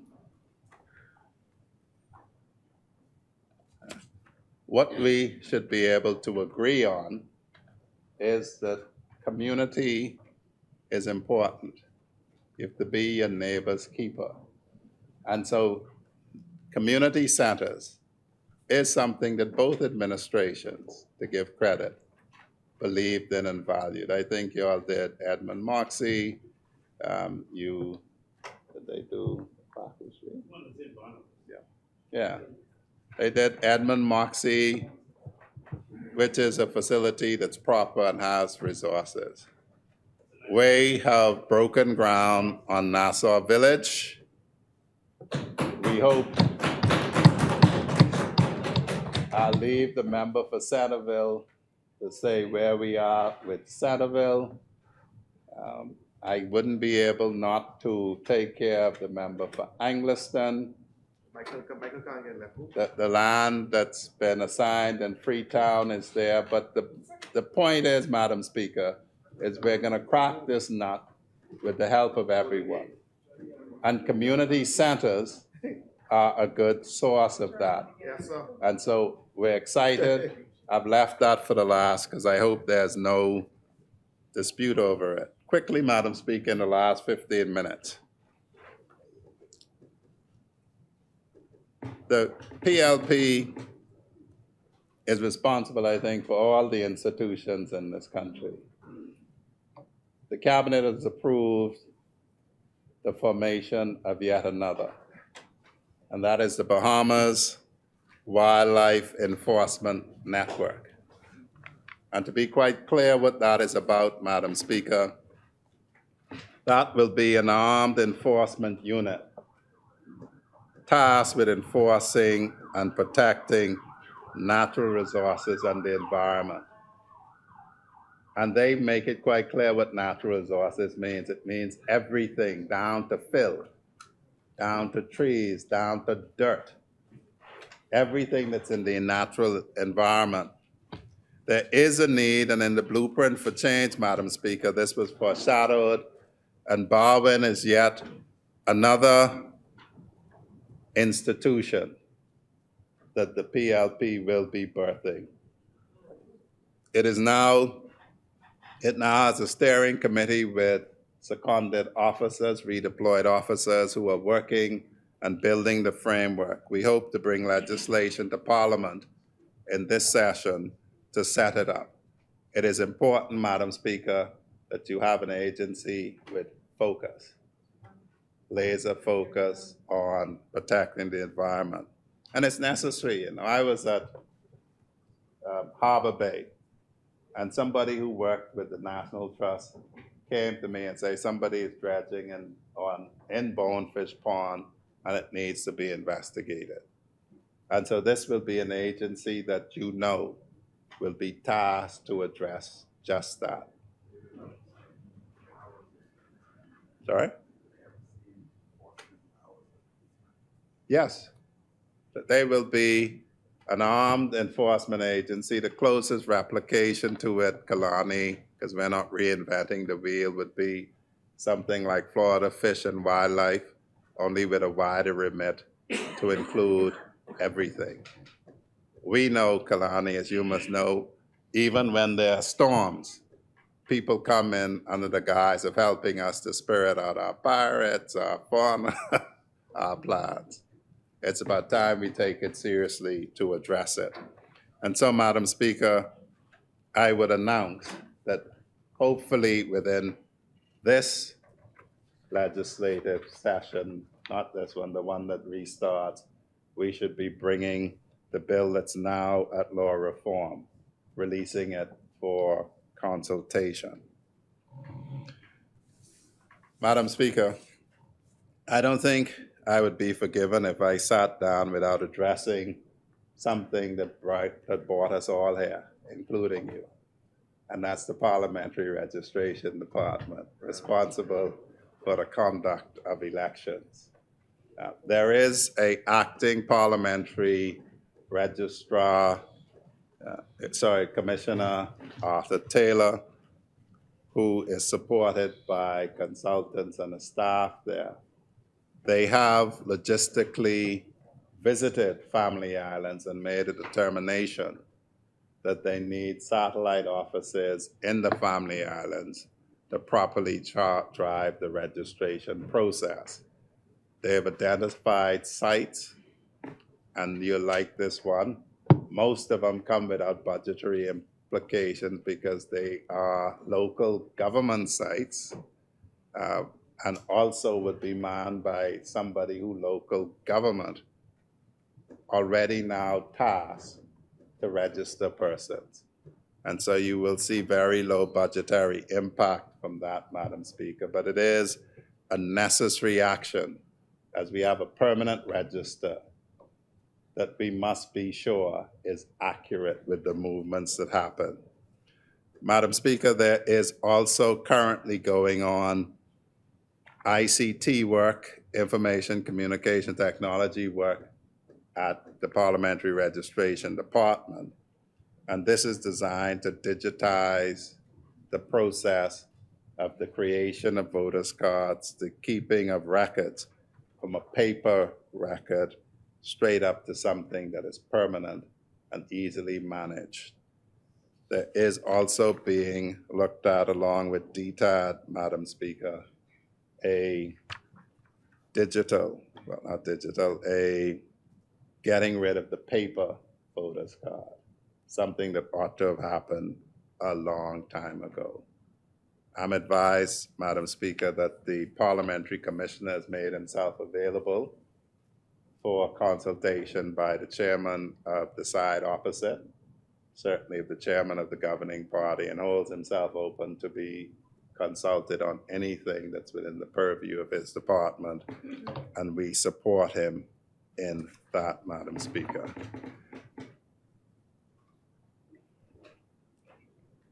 Madam Speaker, also within the Ministry of National Security is a Trafficking in Persons Secretariat, which is very important. This secretariat has partnered with the spouse of the Prime Minister to put on courses for young girls to alert them to the dangers of trafficking. It is a troubling matter, Madam Speaker, that Marco's alert rings off often with a young lady who is missing. It is important, Madam Speaker, that we do not get casual in that and make the assertion that this is just somebody going out to have fun. And that is important, Madam Speaker, because at the age displayed, they cannot legally engage in sexual intercourse. And so we must be mindful.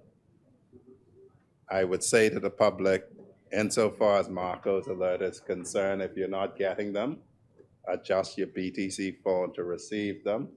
Do not become annoyed at receiving them. That is somebody's child who is either legitimately missing, having been abducted, or who is out to activity.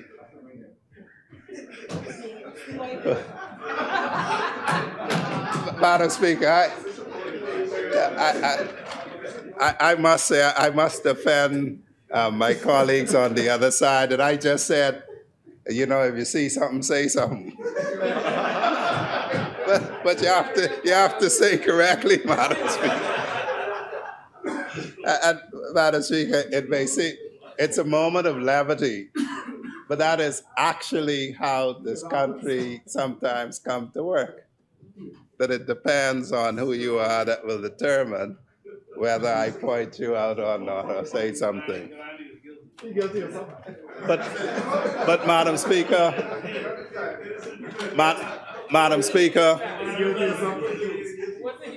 yeah, Madam Speaker, so that this point is not lost. These alerts are going out for a reason. We ask you to pay attention to them. Either the young lady is legitimately abducted, or even if she isn't, if you look at it and she's under 16, there's still a crime being committed if that's what you think she is out doing. And so again, let's pay attention so that we can be our neighbor's keeper. And it's as simple as that, Madam Speaker. Madam Speaker, if I may, at this time, before I wrap quickly, say to Kalani that rape reported in prison, is 2. And only 2 reported cases in the last 2 years. Yeah. In the last 2 years.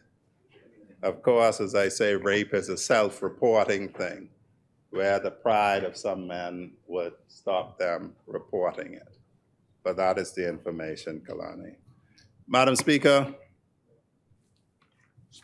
I don't want people to believe that that is all that happens in the Ministry of National Security.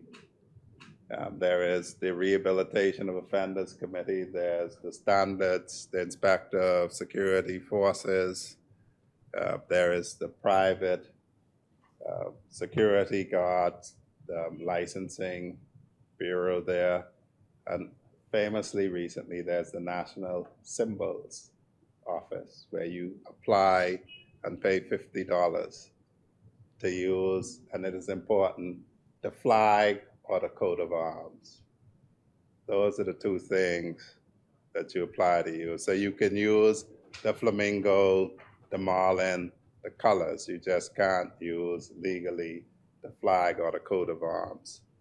All of those departments work assiduously, Madam Speaker, and I would like to thank all in those areas for the work that they do. Before I wrap, Madam Speaker, I think they say it's not appropriate to speak about public servants in this place, but I think that there would be, the young people would say, you'd give me a bly if I would just like to say that I'd like to acknowledge the advice I've received from my current permanent secretary, who is due to begin pre-retirement leave at the end of this month. And so, Madam Speaker, it is a case that you come into an unfamiliar territory regardless of what you have done previously. The public service can be a mystery. Some things are still mysterious to me. And so to have good advice from your permanent secretary, undersecretaries, DPSs is refreshing and supportive. And so, Madam Speaker, for the record, I would say to the permanent sec that I appreciate the advice given.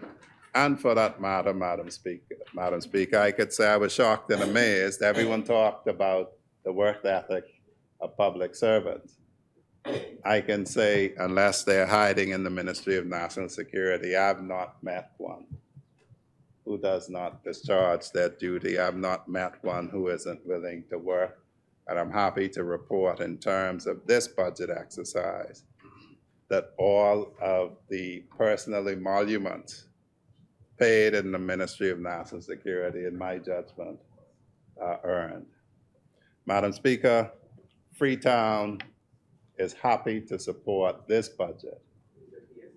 As the permanent secretary who's about to go on pre-retirement leave is Mrs. Cheryl Darville. Yeah.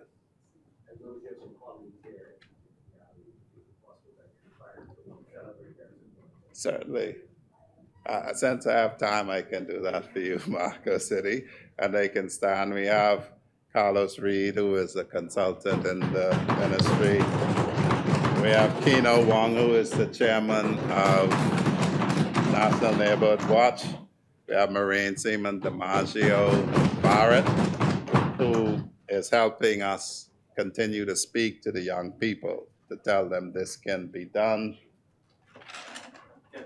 Debbie Lightburn from Jubilee, and there's a second. We have Dr. Jennifer Bethel, who is the Director of Research and Planning. We have Lieutenant Delroy Dennis, who who is in charge of the procurement and who I stole from the Commodore. I took minister's privilege and have them redeployed to the ministry. And he is the gentleman who I said we're seeking to upskill in PPPs, procurement, and so. Force Chief Forbes, sorry? Roll, sorry. Jonathan Roll, Force Chief Jonathan Roll, who I also stole from the Commodore, and I think we borrowed his camera too. And Phyllis Johnson, who is in charge of PR. That's everyone. Eh? Yeah. And so, Madam Speaker, it is my pleasure to say that the Ministry of National Security is committed to its task. All of the agencies are. Freetown is pleased to support this budget, which is a budget for national security, social security, and economic security. Thank you, Honourable Member. As many? Member. Thank you, Madam Speaker. Thank you.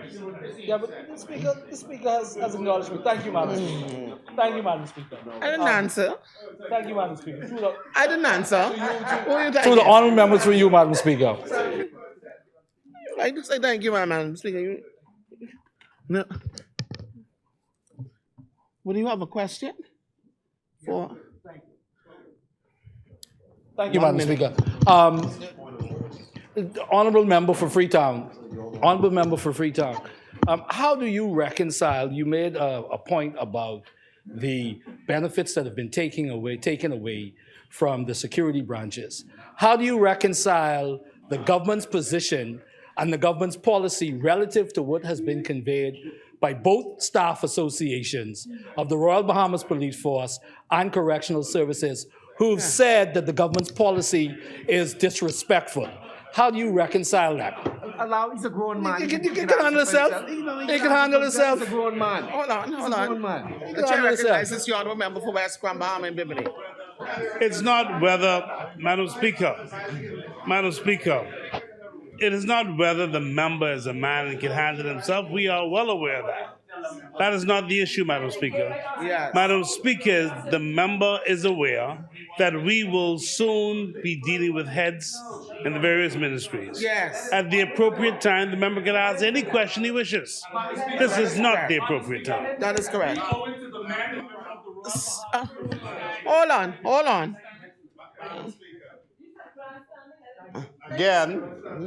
Again, it is distressing to me if the Police Staff Association and the BDOCS Association think that any serving member has lost any benefit. Now, the difficulty is this: if a serving officers who are of a supervisory rank, they don't understand that everyone who's in keeps every benefit, and they describe that as them having lost some benefit. That is troubling because they can't understand what the Prime Minister has said, what I have said, and they didn't read the circular that we sent to them. What I would say is neither the Police Staff Association or the Correctional Staff Association have seen fit to come and speak to me, and I have an open door policy, and I've told them to come and see me anytime. If they wish to just make statements in the press, they're free to do that. The problem that they will have, St. Barnabas, is this, and you should be careful, as I say, how you do it. But you need to read St. Barnabas, you asked, you asked a question, St. Barnabas. No, the police force, the correctional services is a disciplined force. They would be advised to read the statutes that set them up, because both of them, because you can speak to them, no doubt, will tell you we've had a meeting about what their proper function is. And they gave the impression that they understood it.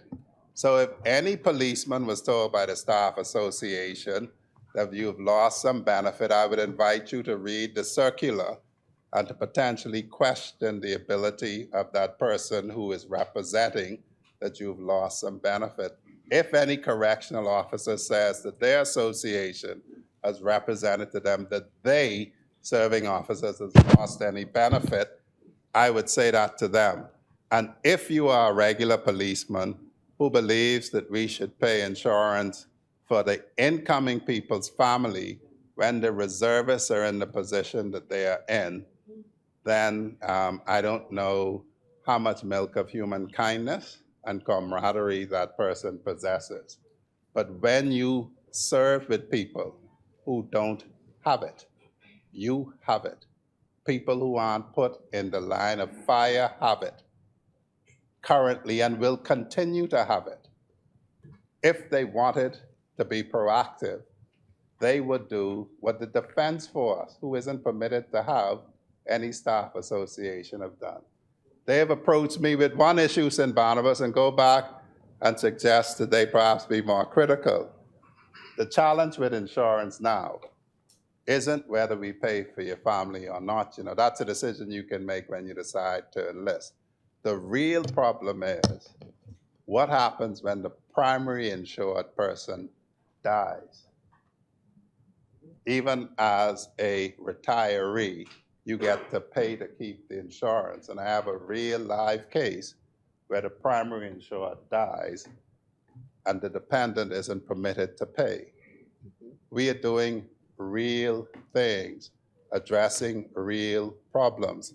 I would suggest you have the Staff Association actually read the circular. Thank you, honorable member. No. No. Both associations. No. No. Honorable member, honorable member, honorable member, I'm responding to him, Madam Speaker. honorable member, honorable member, That there's not been honorable member. both associations. So my duty Me- is to diminish Honorable member. And he constantly does it. What is this about? I didn't acknowledge you to even respond to the speaker. No, you already disrespected me.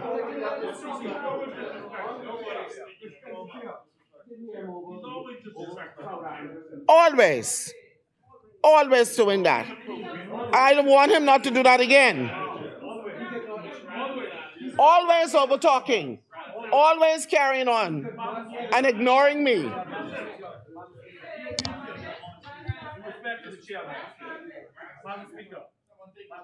I have a member on the floor.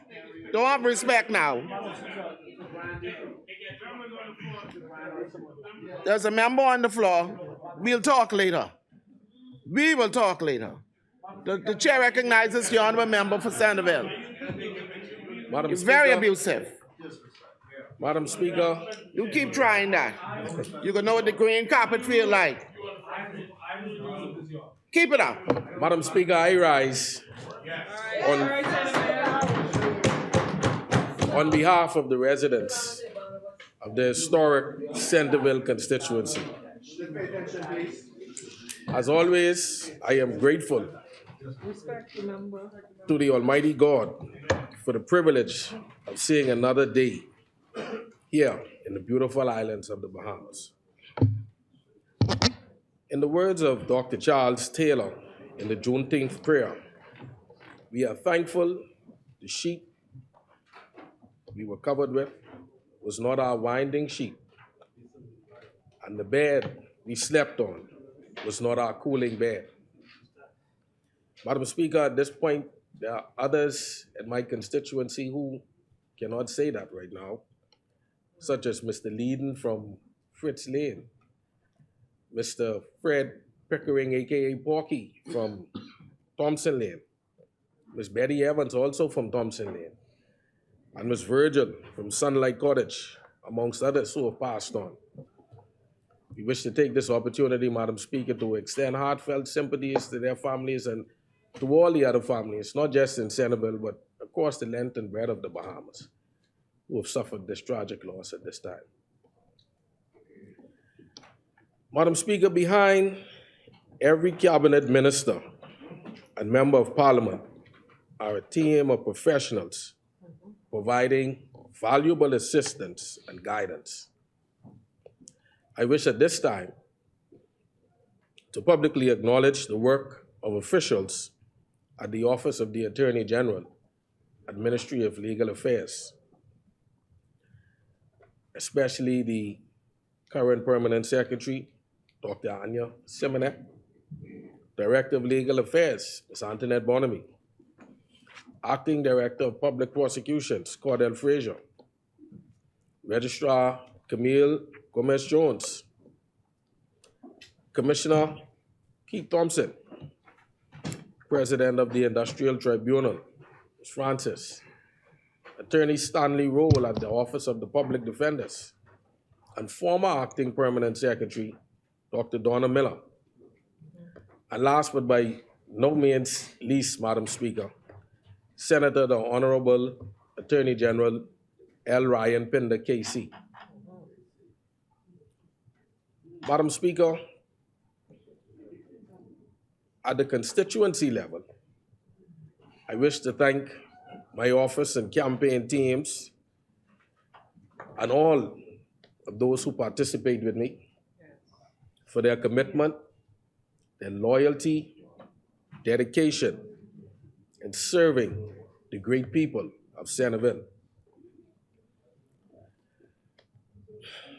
To be honest, there have been moments when I wish I could have provided a greater level of financial support to constituents in need. Just wasn't possible. But however, Madam Speaker, there have been so many high moments with my team throughout this time. And as we continue, it's a real situation. It's a real situation. But as we continue to empower and uplift constituents, the highs, Madam Speaker, certainly outweigh the lows. Before I go further, I give pause to note that Centerville has been praying for Exuma. We must continue to do that, Madam Speaker. Pray for our brothers and sisters. As we are now also praying for my good brother Harley from Royal Avenue on the loss of his sister. But we pray for the Bahamas also in anticipation of an oncoming hurricane season. Actually, the season that we are now in.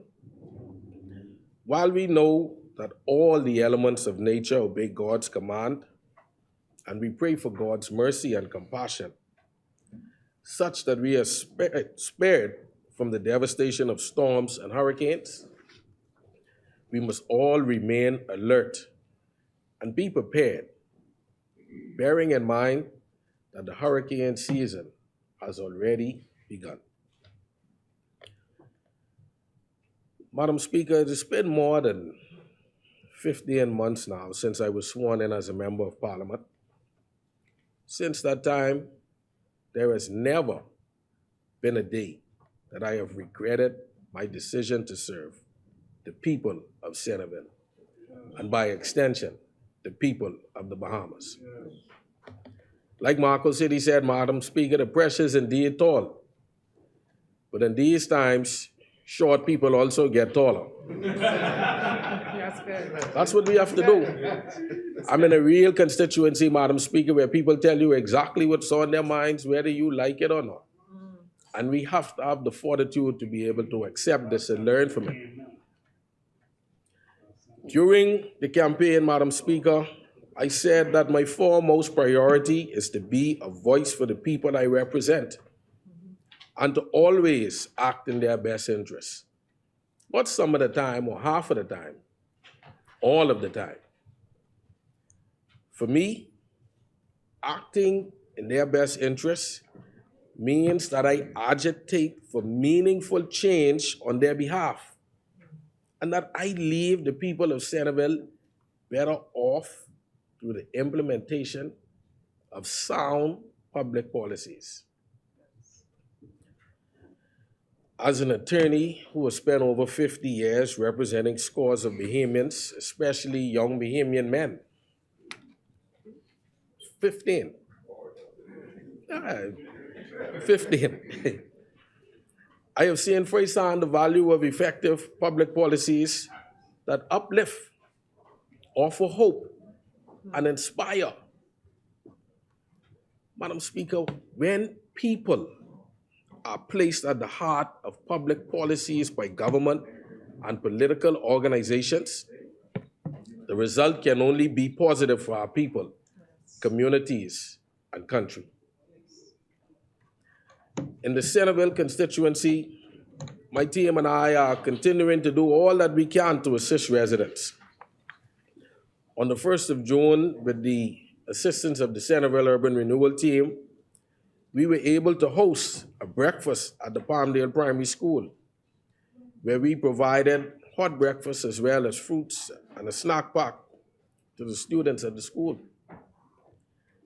I extend my gratitude to Principal Phyllis Johnson, teachers, staff members for their hospitality and assistance in making the event a success. But as the Honorable Member for Freetown said earlier, this too may now be a thing of the past, as this administration seeks to address this issue on a national level. Yeah. The last time I spoke in this place, I mentioned the Mother's Day activities that were held in Centerville. As Father's Day fast approaches, the fathers in Centerville can rest assured that they have not been forgotten, and plans are currently underway to vigorously celebrate Father's Day, and nothing to do with crab and rice. Madam Speaker, I am also related. Hang with your bra. I am also related that Mason Addition is currently being paved and repaired as we speak. This is indeed a relief to the residents and others who traverse that street, those streets, so that they can drive smoothly to get to their various destinations.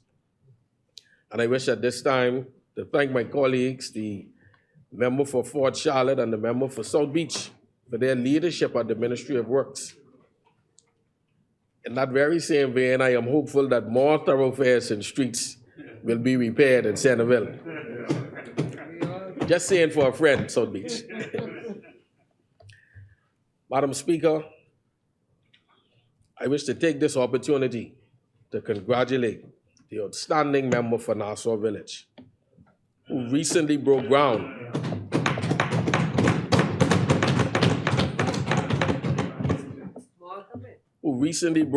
for construction of the Nassau Village Community Center. Madam Speaker, that's right, just results. Just results.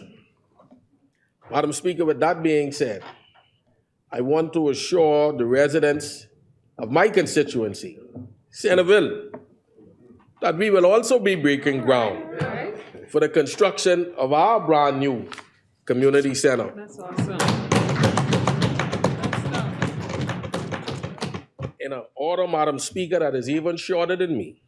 To this end, Madam Speaker, we have acquired, and I know Kalani is going to find this interesting, because we have acquired the building, Kalani, just there on the corner of Gibbs Corner and East Street. We know you, right behind your barbershop, we know you spend a lot of time in Centerville, Come on Kalani. to the community center. We understand what it's all about. But we're going to take full advantage of that building. Yeah. We're going to take full advantage of that building. And it is envisioned that when this facility is completed, it will serve multi-purposes and become a hub of positive activity in the area, Yes, that's good. especially for our young people. That's good. That's good. Recreational rooms, senior citizens care lounge, Nice. and a conference room. I don't want to show off too much, Madam Speaker. Yeah, man, Amongst show other off for your things. people. Centerville deserves it. They certainly deserve it.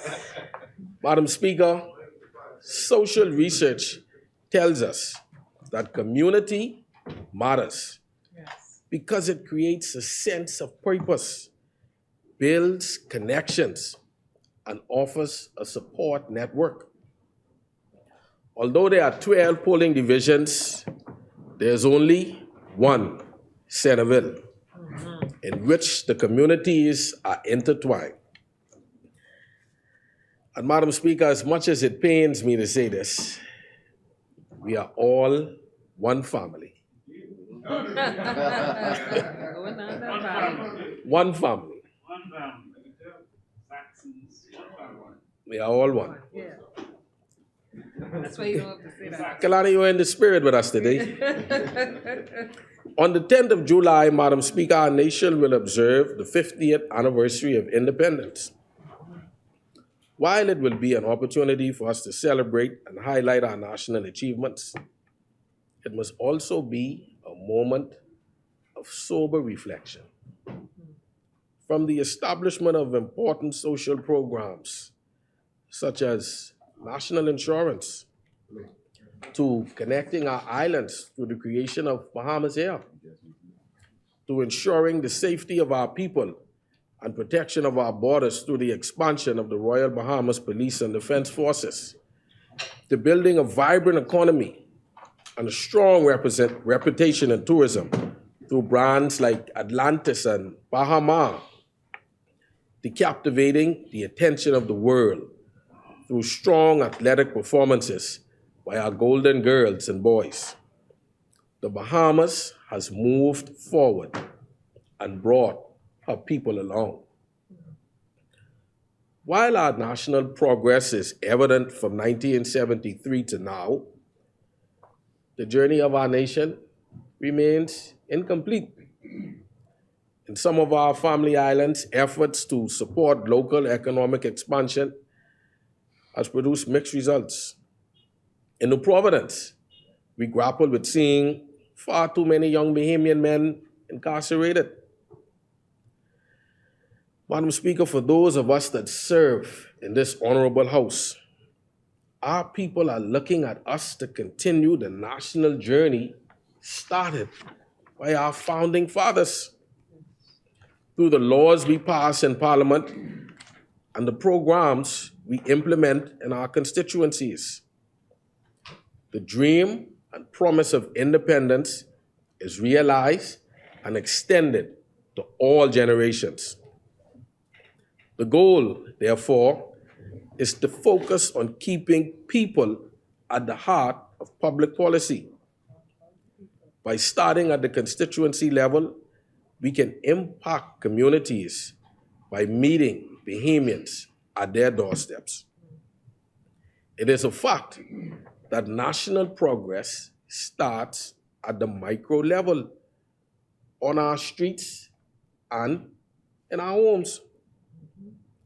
Therefore, our plans for the communities we represent must engender national growth and development. Now, while it is important for the government to implement people-driven policies, it is incumbent upon this generation to blaze new trails for generations to come. To this end, citizens must understand that governance is a partnership between them and the administration of the day. This means that everyone has a role to play in making our country better. Whether that entails positively mentoring our youth, being a legitimate activist, volunteering in your church, share challenges, volunteering in your church, civic organization, or chosen political party, not condoning criminal activity or helping to protect our environment. We need as many hands on deck as possible. Madam Speaker, as leaders of this great country, it is our duty to keep the welfare of all citizens and residents at the forefront of our minds during the decision-making process. Our overarching goal should be to ensure the continuous stability of our Commonwealth and to be advocates for impactful, positive change when the need arises. In my view, what is most important to our people, especially our young people, and to the future growth of this nation, is that we encourage and create opportunities for them locally and internationally. I think that is something both Senance and I agree on. These opportunities should be accessible to all who are willing to put in the work to ensure success, irrespective of their social disparities. I'm a firm believer that the powers of government should be utilized to assist as many as possible in making their lives better and building our country for the benefit of Bahamians today and future generations tomorrow. This belief, Madam Speaker, has only grown stronger since my election as Member of Parliament for Centerville, especially in my constituency, where a little assistance can change the trajectory of lives and shift the paradigms of families. Madam Speaker, I'm sure you know that feeling when there's one person for the first time getting a job in a house, a legitimate job, multiple persons in the home. It's a proud moment. Indeed, that's something money can't buy, Central Grandmama. I do not expect that one administration can alleviate all the issues that our country faces. However, I do believe that while we hold the baton in this marathon called nation building, we must endeavor to do the best we can for as many as we can, for as long as we can. Madam Speaker, Albert Einstein once said, "The leader is one who out of the clutter brings simplicity, out of discord, harmony, and out of difficulty, opportunity." We on this side, Madam Speaker, have such a leader. We are on our way to the second year of government, and this David-led administration has initiated policies, legislation, plans, investments, and initiatives to advance infrastructural development, strengthen the rights of Bahamians, boost economic prosperity, improve food security, and effect much-needed reforms. Well, should our efforts bear fruit as expected, the Bahamian people will be far better off than when we took office in September 2021.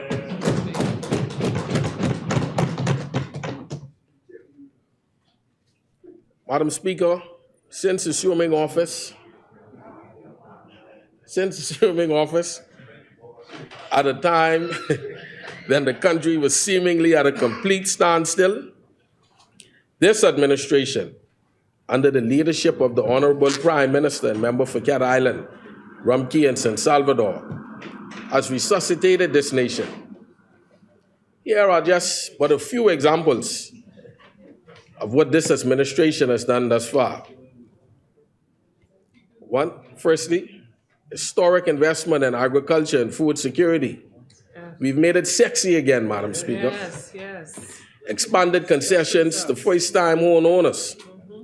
Creating the Family Island Trust Fund. Broke ground for a new medical facility in Grand Bahama.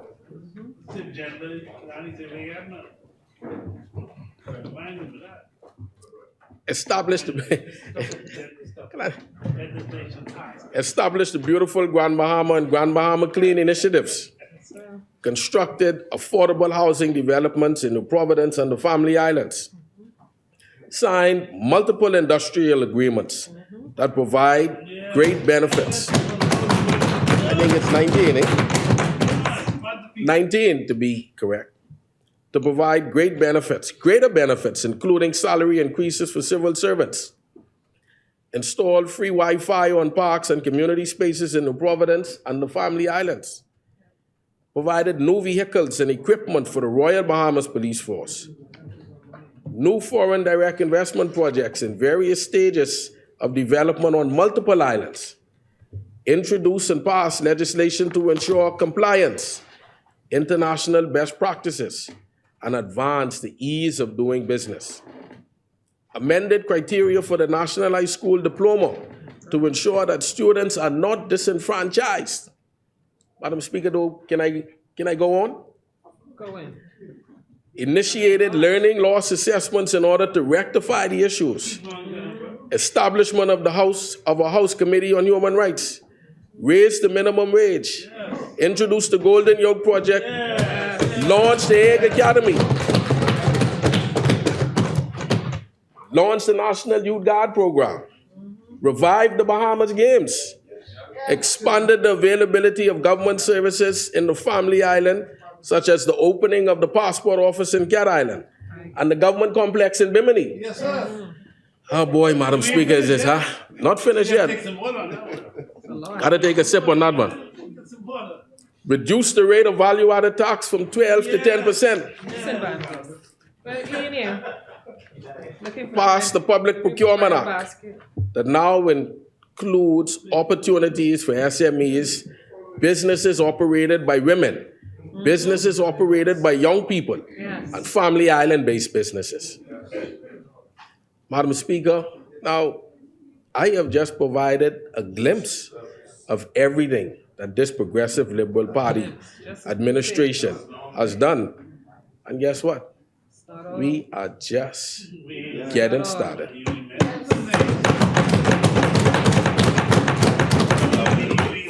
But this is what happens, Madam Speaker, when you have the welfare of people at heart. Yes.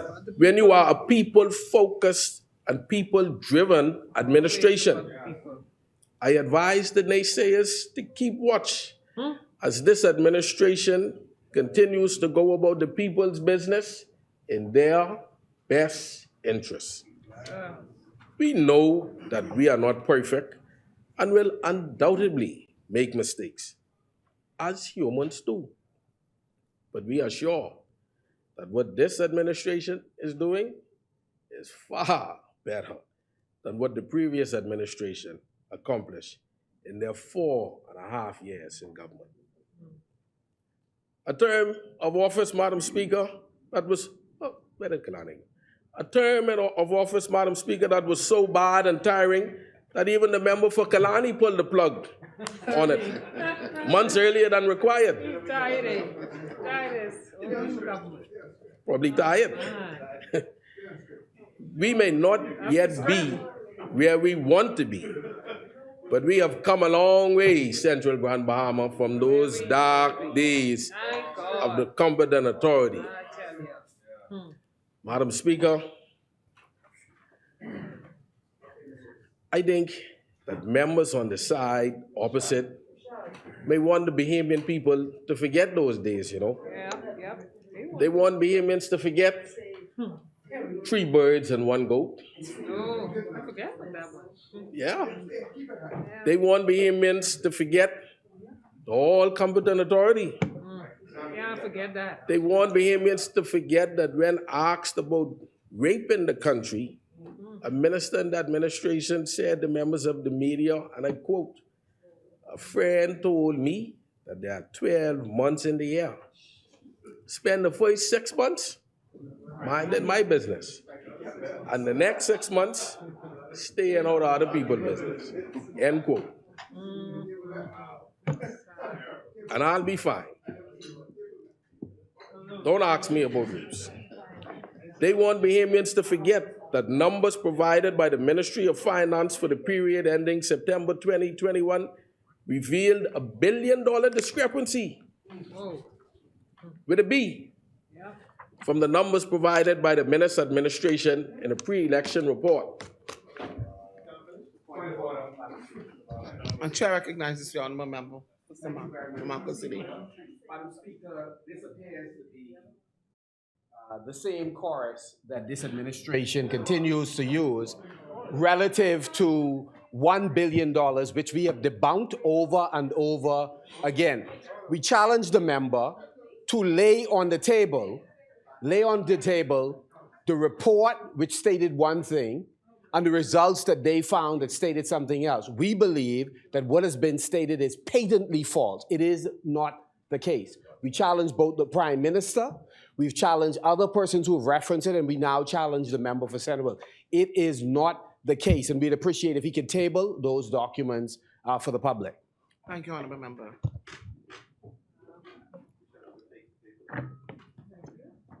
Madam Speaker, we cannot forget. Those of us on this side cannot let Bahamians forget how the Free National Movement treated them. Madam Speaker, and ran this country. Madam Speaker, we are waiting for the member to either withdraw the statement. Let the member finish on what he's going to say. To table the document.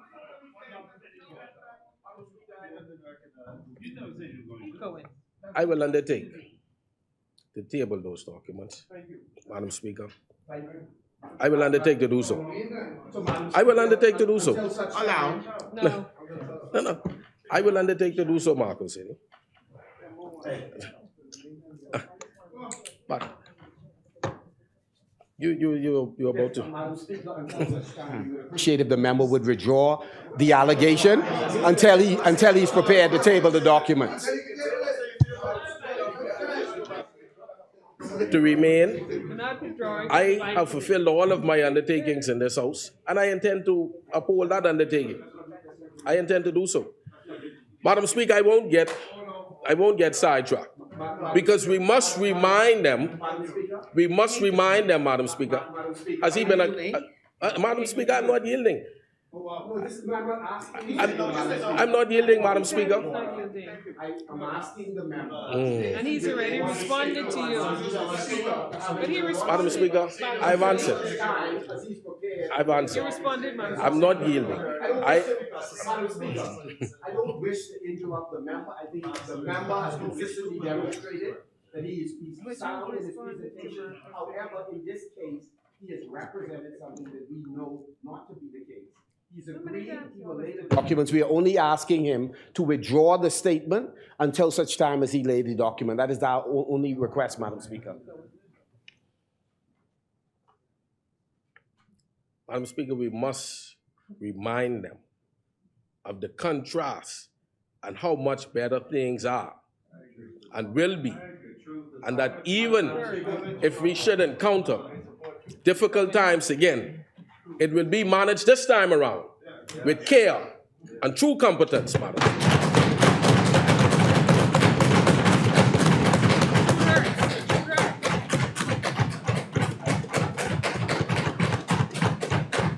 Madam Speaker, Marco said we've been friends for a long time, but I see he's standing with me, but I don't need his help this go around. I see he's standing with me, Madam Speaker, but I don't need Marco City's help this go around. That's my good friend, you know. But I can handle this one on my own right now, Madam Speaker. And the people are waiting on me. Honourable member, the member has gone on the records of this House and in this place to undertake that he will present the facts. All the time. Madam Speaker, may I continue? Madam Speaker, may I continue? Thank you. One of the most significant public policy documents Marco City, if it is not undertaken now, when we deal with heads, I am certain that Centerville will present the documents. I am certain. This is a matter that has been moved on routinely in the House by yourself, Madam Speaker, where a submission is made, a member challenges the submission, and if a member indicates that they are going to lay it, until such time as they lay the document, they have consistently been asked to withdraw the statement. I'm out of courtesy. So, Madam Speaker, only asking the member. We're asking the member. Has undertaken, honourable member, that he will bring the facts. I am satisfied that he will bring the facts. No, we are not satisfied, Madam Speaker. We are not satisfied that he is going to bring the facts. We are not satisfied. So we are saying it is a falsehood that has been repeated over and over in the House without the facts being brought. If no less than the Prime Minister has not brought the facts, where is Centerville going to get the facts? Honourable member, where is he going to get the facts? The member has said. Yes. The Bahamian people are watching us, Madam Speaker. And so I want them to see that there is still some level of decorum in this. Madam Speaker, for my good friend Marco City, I will withdraw that statement until such time as I table those documents. If we can continue now, it'll happen. Thank you, ma'am. Of course. Of course. Of course. All the time we take it, you know. Madam Speaker, one of the most significant public policy documents of any government is its national budget. For the Davis administration, we understand the importance and power that budget carries for corporations and Bahamian households. A national budget can move financial markets and encourage economic growth. But a people-driven national budget can support youth programs, sustain community stores, and lower the cost of fruits and grocery items for financially vulnerable households.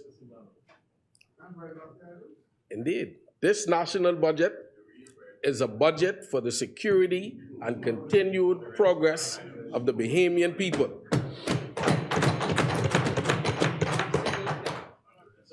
It is a budget that provides a safety net for retired senior citizens like Ms. Brenda from Lily of the Valley Corner and Ms. Romelda from Gibbs Corner, This budget continues the efforts of the Davis administration to provide support to small businesses and business owners like Omar Thompson of Gibbs Corner and John Clark, who offers a sailing excursion for tourists and Bahamians.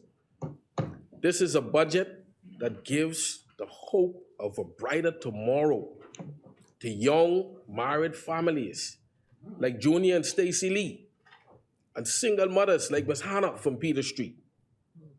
This budget offers opportunities to young students like Justin Curry, Jermaine Thompson Jr., aka JT, who attends T.A. Thompson, like Vernick Dean from DeVoe Street, and Tamia Nesbitt from Lily of the Valley Corner, a rising star at C.C. Sweden High School.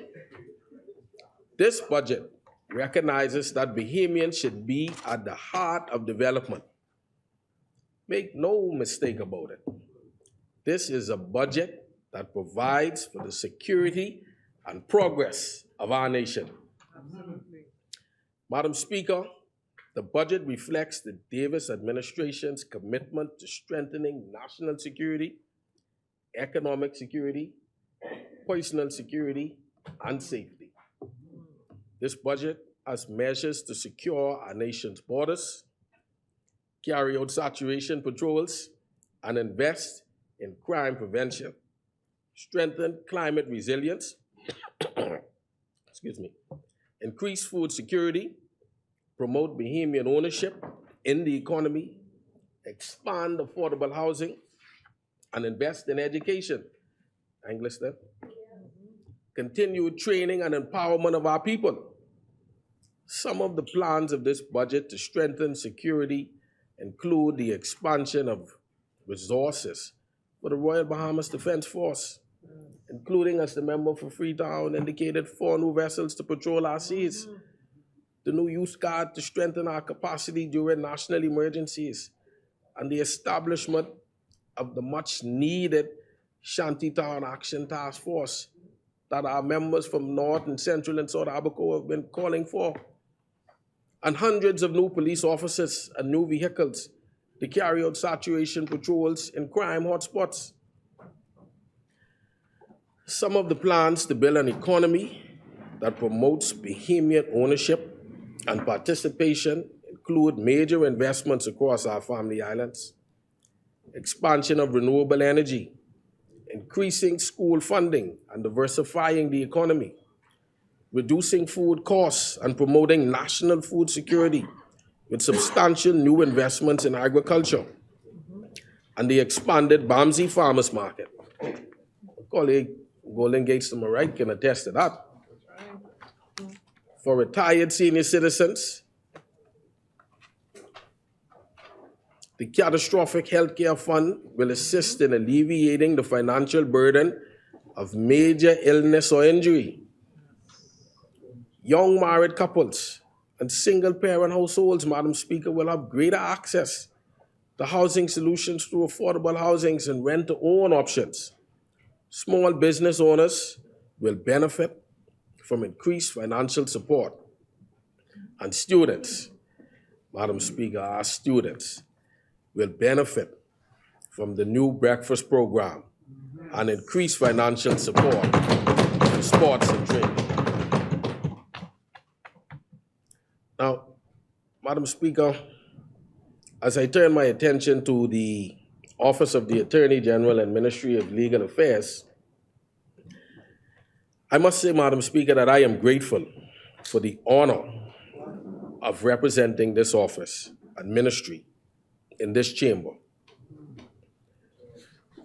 Indeed.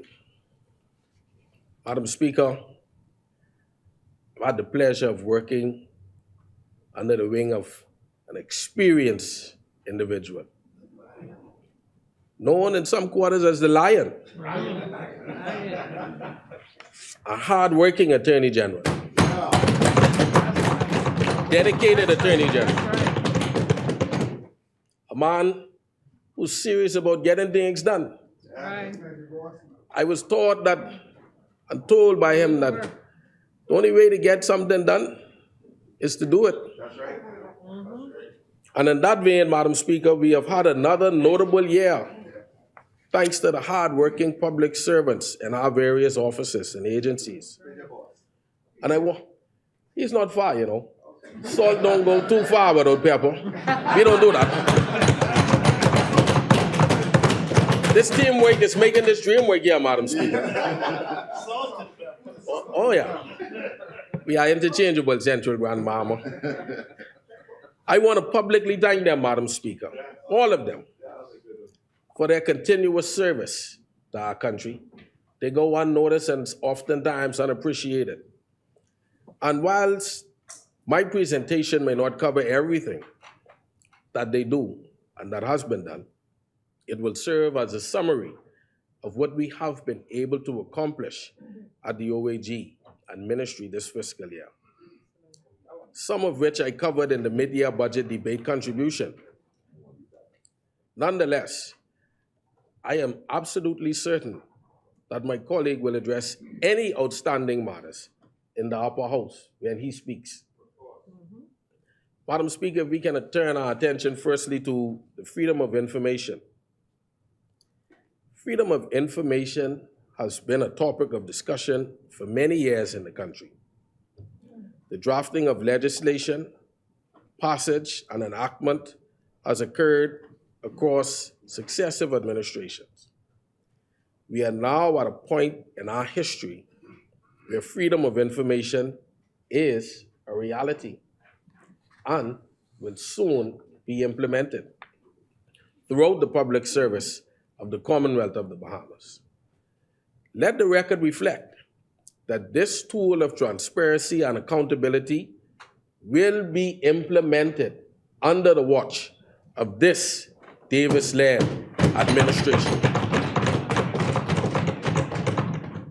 Since the establishment of the FIO in 2021, the commissioners have been involved in the process of organizing and setting up the access to information, freedom of information regime as required by the Freedom of Information Act.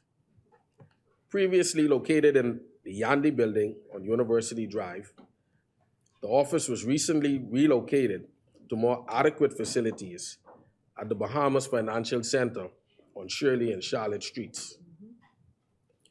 The Office of the Information Commissioner has also secured space for the establishment of the Freedom of Information Unit. Under the resources of a $30 million loan program sponsored by the IDB, a consultant has been chosen and has developed a national implementation plan for the phased rollout of the Freedom of Information. This national implementation plan has been presented to Cabinet and approved. The plan was also presented to all permanent secretaries. The office has rolled out our public education and relations effort by establishing a presence on various social media platforms. We can be found on Twitter, Facebook, and Instagram. Excuse me. The office has also worked in conjunction with various non-government organizations and the press and has accomplished the following milestones. Working with the Bahamas Chamber of Commerce to implement the logo and jingle competition for high school age students in the Bahamas, the winner of which being Ms. Caitlin Wong of St. Andrew's School, having been announced in March 2022. Identified and assessed along with relevant government agencies the government's readiness in terms of information and IT capabilities for an efficient rollout of FOI. Prepared, along with the consultant, draft regulations. These draft regulations are being prepared for the Honorable Attorney General to approve and present to Parliament. Once approved, the Attorney General will choose a date upon which to call the remainder of the Act into effect. With advice from the consultant, we have prepared a training curriculum inclusive of town hall meetings to educate and promote freedom of information, access to information to the general public, as well as information managers. These town hall meetings will target major population centers in the island and will begin within this fiscal year. We've begun identifying trainers and also a public relations officer for the unit. Consulted with the Department of Archives on best practices in record management, and also consulted with the Ministry of the Public Service on the establishment of a career path for information managers in the public service. Madam Speaker, a crucial aspect of the rollout of freedom of information is the establishment of an electronic tracking system to track FOI requests and make reports as mandated by the Act. The Office of the Commissioner, along with the consultant and the project team at DTAD, have been examining the process for designing such a system and has been in contact with the Cabinet Office in the Cayman Islands, which has the JADE system, which has been identified as a system that contains much of what a Bahamian system would require. The team made a fact-finding mission to the Cayman Islands last year and was hosted by their Cabinet Office. Now, these tracking systems are an essential part of the freedom of information regime, as they allow each FOI request to be tracked, which results in increased accountability and a greater level of transparency. Under the mentioned IDB loan, the bidding process to choose a vendor to provide a tracking system has begun, and the award of the bid should be announced shortly after which the system will be built and user tested before implementation. It is anticipated that this system will be ready for rollout and testing before the end of this year. Madam Speaker, a stakeholders committee of key public servants has also been appointed. A stakeholders committee of key public servants has been appointed, the function of which is to ensure that the requirements to achieve full implementation of the Freedom of Information Act are conducted. The committee has held several meetings and is now tasked with reviewing the implementation plan and advising the Office of the Commissioner. Their support has been crucial.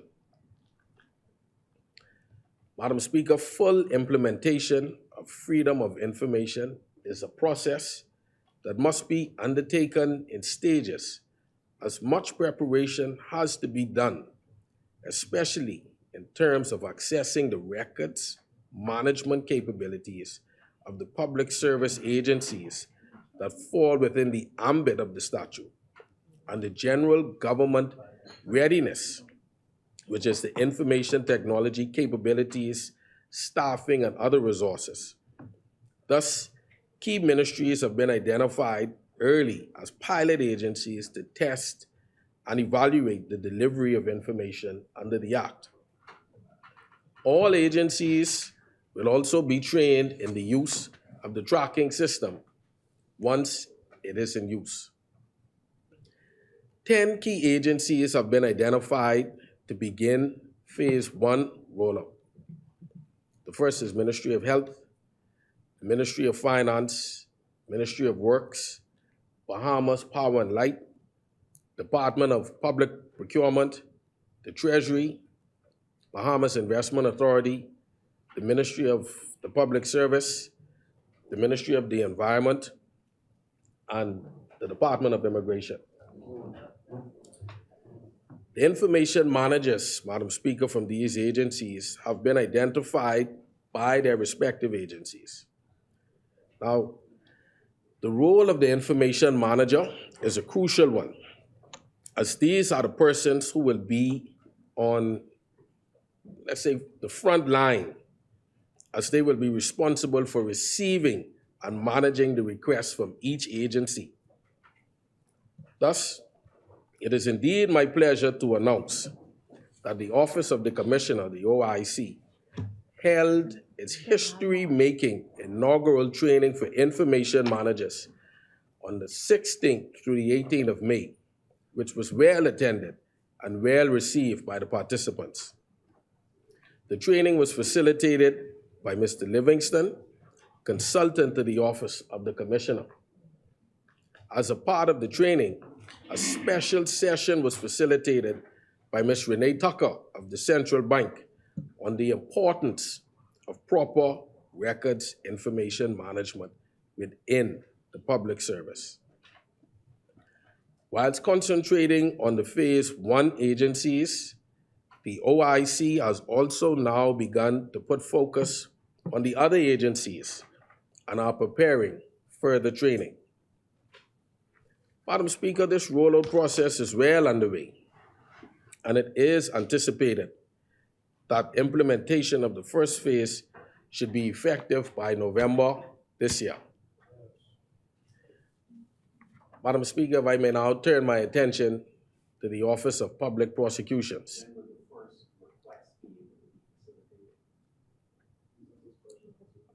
I will have to get that. I will have to provide you with that information at a later date. Yeah, but it shouldn't be hard to figure out because November is a time, a goalpost. Madam Speaker, it was a progressive Liberal Party administration that implemented the Swift Justice Program to address the case backlog in the court system and to ensure that justice would not be unduly delayed for the victims or the perpetrators of crime in our country.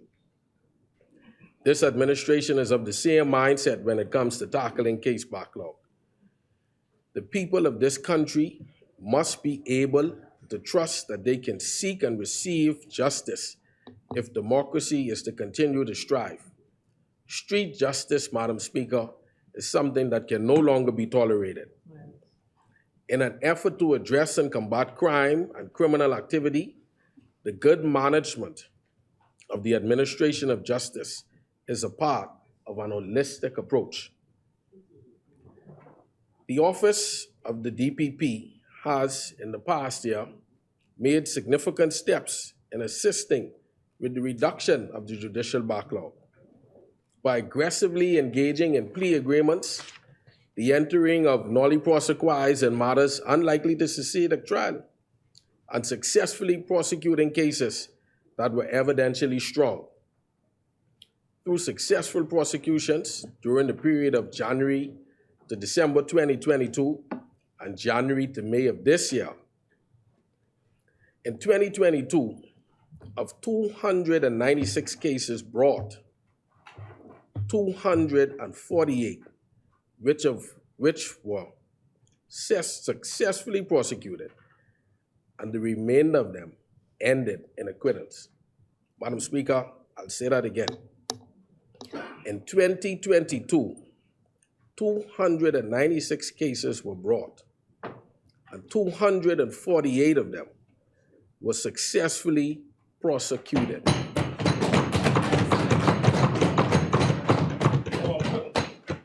The remainder ended in acquittals. I think that is something we can all be proud of on both sides of it.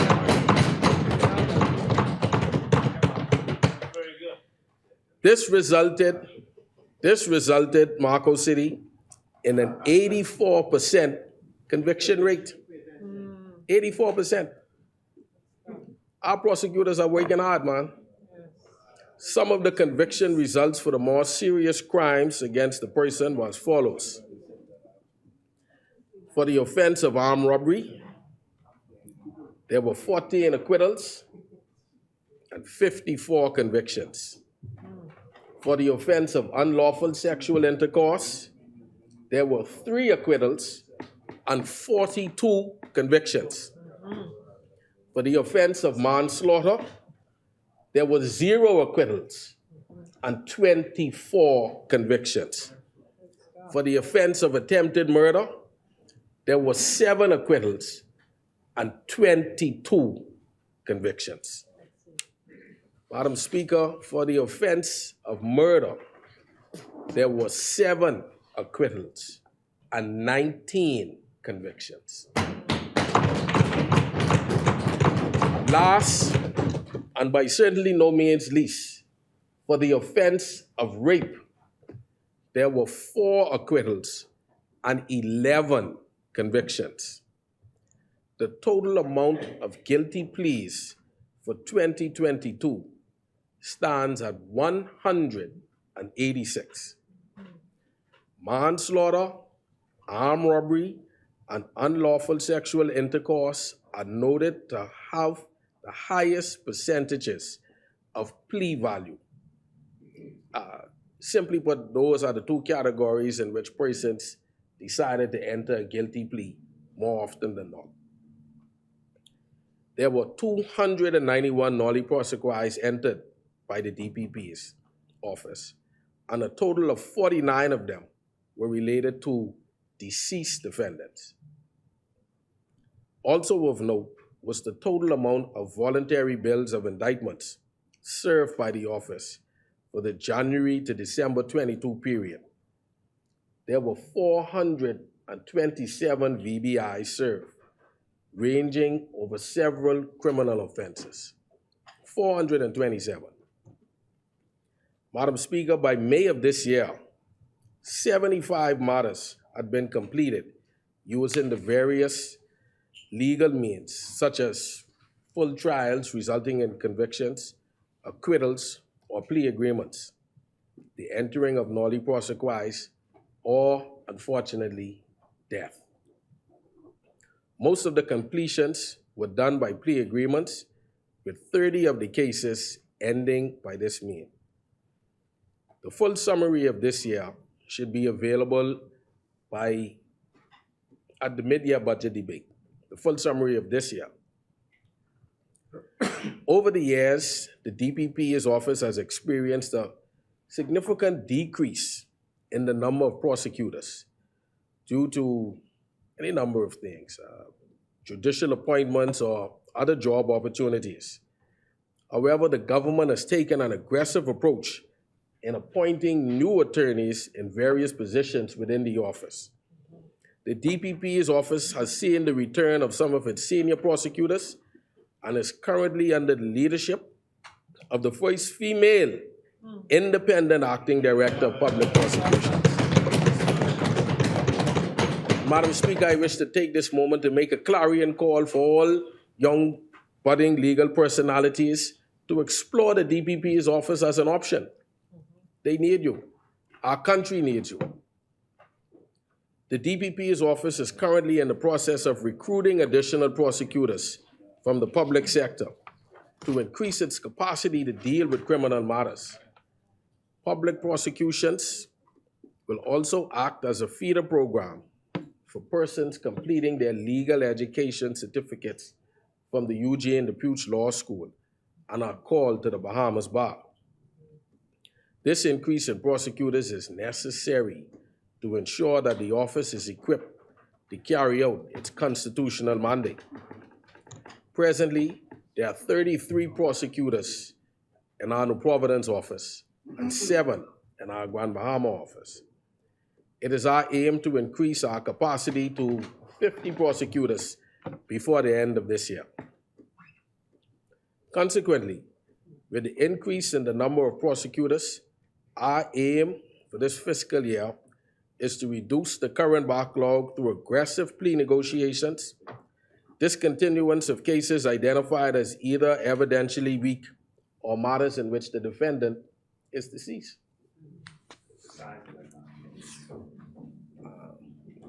I will have to provide that for you also. That number will always change as persons appear before the courts every day and new first pleas are added. So it constantly changes, but I can undertake to provide that for you at our next sitting. The issue of granting of bail has always been a topical one. We even have people from outside of our jurisdiction commenting on the granting of bail within our jurisdiction. This topic has gained a lot of attention both locally and internationally, to combat the challenges experienced by this office with persons released on bail allegedly reoffending or persons on bail for multiple offenses. We have partnered with the Royal Bahamas Police Force Legal Department to ensure that those persons who breach their bail conditions are swiftly brought before the court on a bail revocation application. The DPP's office, Madam Speaker, with all that I've previously said, has been operating under some very arduous conditions, and they need alternative accommodations. They have outgrown their current accommodations, which are more than less than desirable. The office needs a more suitable space and a witness-friendly environment. This is a priority, especially as presently both staff and witnesses are unable to find secure and suitable parking. Could you imagine having to park and walk from your office to court along with the person you're going to prosecute? The current office space is primary cubicles and does not permit for growth in the future. We are working with the Ministry of Public Service to ensure that suitable accommodations with sufficient space for legal and administrative staff is found and allows for future growth and expansion. Madam Speaker, one of our primary focus at the DPP's office for this upcoming fiscal year is that training for both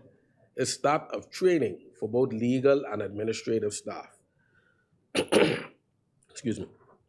We see this as vital to the growth and development of the office. Prosecutors must receive consistent training in areas such as financial crimes, extraditions, human trafficking, even now cyber crimes and other major crimes to stay current with growing trends. Indeed.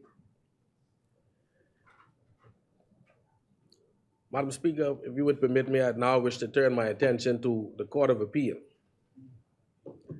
The Court of Appeal began operating remotely in May 2020 in response to the COVID-19 pandemic and continues to this date to operate in that current mode.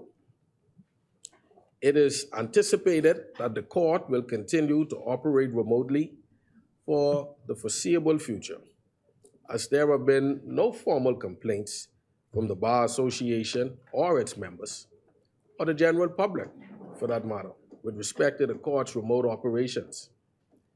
Utilizing this practice, the court's efficiency has improved, and currently there is no backlog or delay in the hearings of appeals. Zero. Madam Speaker, to facilitate its remote operations, the court is taking advantage of modern technology. As earlier indicated by the member for Freetown, appellants at the Bahamas Department of Correction Services are, with the assistance of officers, able to log in and listen to or participate in their appeals in the same manner as if they were present at the court. Additionally, attorneys around the archipelago are also able to log in and present their cases, incurring no additional travel expense, which would inevitably be passed on to the clients. Electronic filing is being explored and will ensure greater access to justice, something that this administration is all about. Madam Speaker, in accordance with the court's mandate to hold public hearings, individuals may either log into the court's remote platform or visit the court's premises, where all of the court's proceedings are streamed live daily. The human resources needs of the court, the needs of today, are not the needs of the years gone by. In this vein, the court is seeking to better utilize its personnel to meet the needs of a modern court. As previously mentioned, the court continues to focus on the greater use of technology and digital assistance, resulting in the use of less paper. Presently, the court is operating with a full complement of justices consideration is being given to increasing that complement to facilitate the appointment of acting justices to serve short stints at the court. This will allow for the appointment of acting justices with specialized knowledge to hear and determine cases which would benefit from that specialized knowledge. In the upcoming budget year, we hope that with the assistance from the Ministry of Finance, the court will reintroduce its educational program to the Family Islands, while students in Nassau can easily benefit from this program. Students in the Family Island do not, unfortunately, have the same access. The educational program exposes students to the court system in the Bahamas, and we deem it necessary for all of our islands throughout this archipelago. As it relates to the judiciary, the Supreme and Magistrate Courts, the Magistrate and Supreme Courts of the Commonwealth of the Bahamas, Madam Speaker, are continuing the imperative work of adjudicating civil and criminal cases in this country. The courts have undergone much change in recent years due to the necessity because of the global pandemic, some of what has now led to the modernization of the courts and how they operate. Excuse me. This has made the delivery of justice in the country more efficient, and we hope to continue in this vein.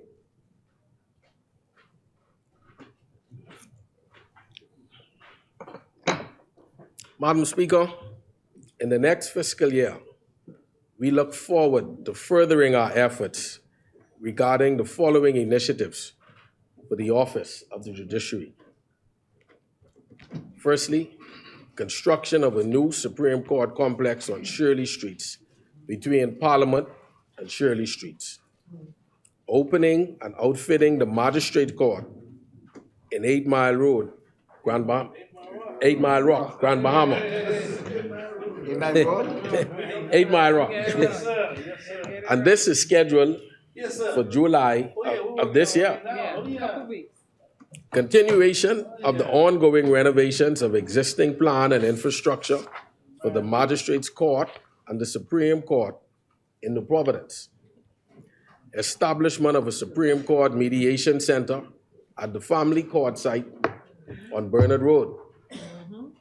The Curia Integrated Case Management System, ICMS, will be on stream in the third quarter of this year, with electronic filing of documents in some divisions beginning as early as this summer. The establishment of digitization units in New Providence and Grand Bahama to support the implementation of the ICMS and e-filing systems.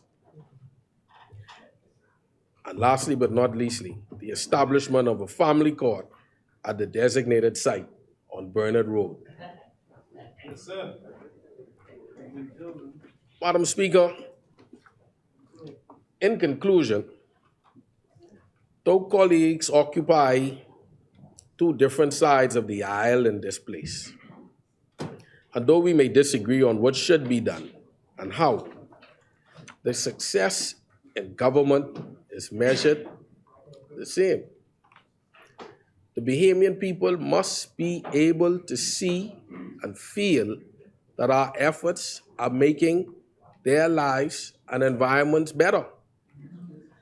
Those of us who presently hold the reins of government must keep in mind that in short order, the people of this country will be called upon to determine whether they want to extend or terminate our tenure. We must retain their confidence, as it is my belief that this country needs the Progressive Liberal Party. Now in 2023,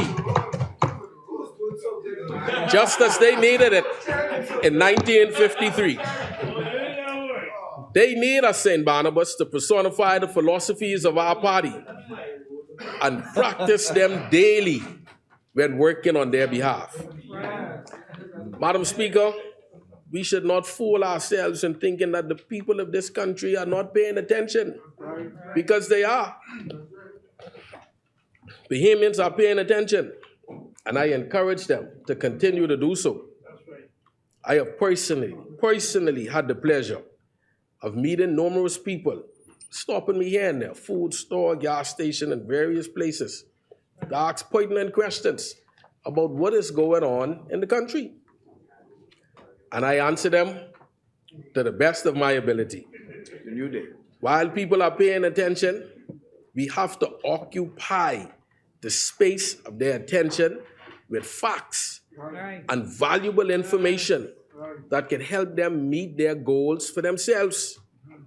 We cannot by no means at all, Madam Speaker, let conspiracy theorists, naysayers, and the purveyors of nonsense to meet the people where they are, while we who represent them attempt to engage them from their lofty perches.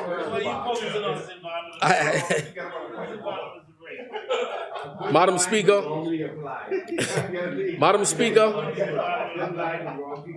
as leaders, we must continue to serve with unwavering strength, love, and integrity. The Bahamian people deserve that kind of leadership,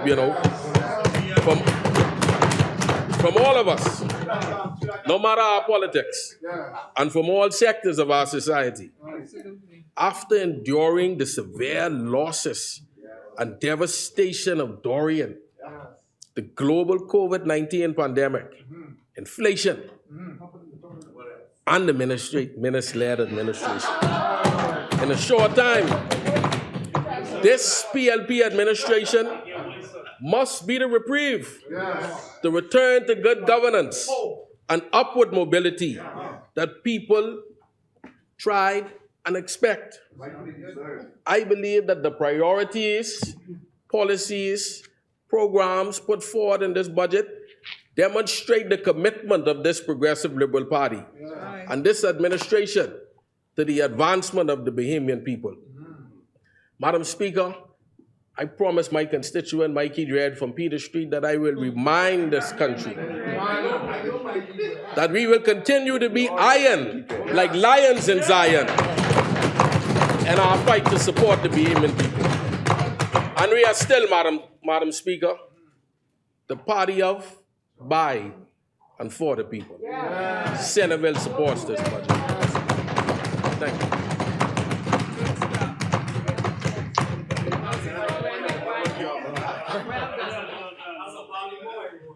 Thank you, Honorable Member. Stay in the spirit.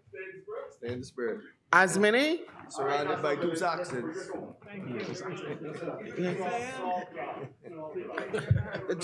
The chair. The chair recognizes the Honorable Member. I second. Thank you, Honorable Member, and I did get a second. Yes. It is moved and seconded that the business of this House proceeds beyond the 7 p.m. hour. As many are in favor will remain seated. Those opposed will stand. The motion is carried. The business of this House will proceed beyond the 7 p.m. hour. Nassau Village, you may now proceed. Madam Speaker, my fellow parliamentary colleagues, good evening. Good evening. I rise on behalf of the great people, constituency of Nassau Village, who have placed their confidence in me to always represent their interest in this honorable House. But before I begin, Madam Speaker, I wish to extend exceptional and extreme thanks to my Stronger Village team, who continues to go above and beyond to bring the much-needed assistance to our Nassau Village constituency. You are truly being agents of change, and I thank you as we work together to create a stronger village that we can all be proud of and that we can all call home. My team and I remain committed to our goal, the mission we started over 3 years ago, Madam Speaker, to effect tangible change, to effect big change in the constituency, and to restore our community and the confidence and hope of all that calls Nassau Village home. Madam Speaker, also to my wife, my beautiful wife. Yeah, I gotta go home. I wish to say thank you so much for your continued motivation and support of me. I say thank you from the bottom of my heart. And of course, to my mother, I thank you for always arguing with me. You see, Madam Speaker, when I returned home from college, we always would get into these heated debates about governance and government policy and the same thing. Yeah, She learning you. she was training me up, right? Learning you, man. And she always tells me stories about how her and my father, Arnold Strawn, would bus, because we own a jitney company, the constituents for Sir Charles Carter to the polls. You see, Madam Speaker, I'm a child of blue-collared workers. I'm a child of those hard, unsung heroes that tend to go unnoticed.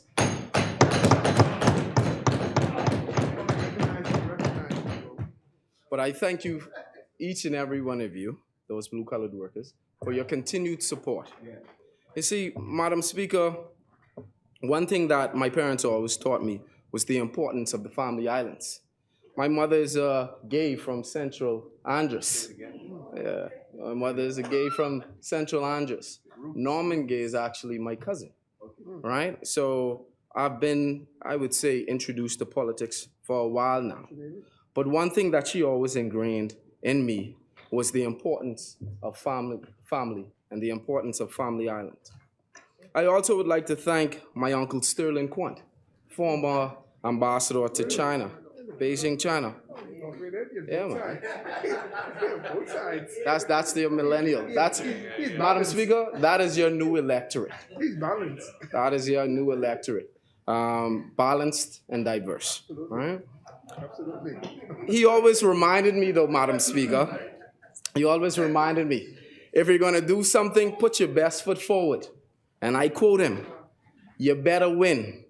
Because, buddy, if you lose, it's rough. Now, Madam Speaker, my uncle ran and he lost. So it's one point that he always brought home and drove home. You see, Madam Speaker, these moments of reflection and wise words remain with me today. And they echo resoundingly to remind me why I chose public life and why I should do my endeavor best to fulfill the mandate bestowed upon me by the wonderful people of Nassau Village and our leader, the Prime Minister, and the honorable member from Cat Island, Rumkey, San Salvador. Madam Speaker, what I was conveying or illustrating was that we as parliamentarians, we as people are all connected by our zeal to push for the greater collective good of our families, our communities, and by extension, our beautiful Bahamaland.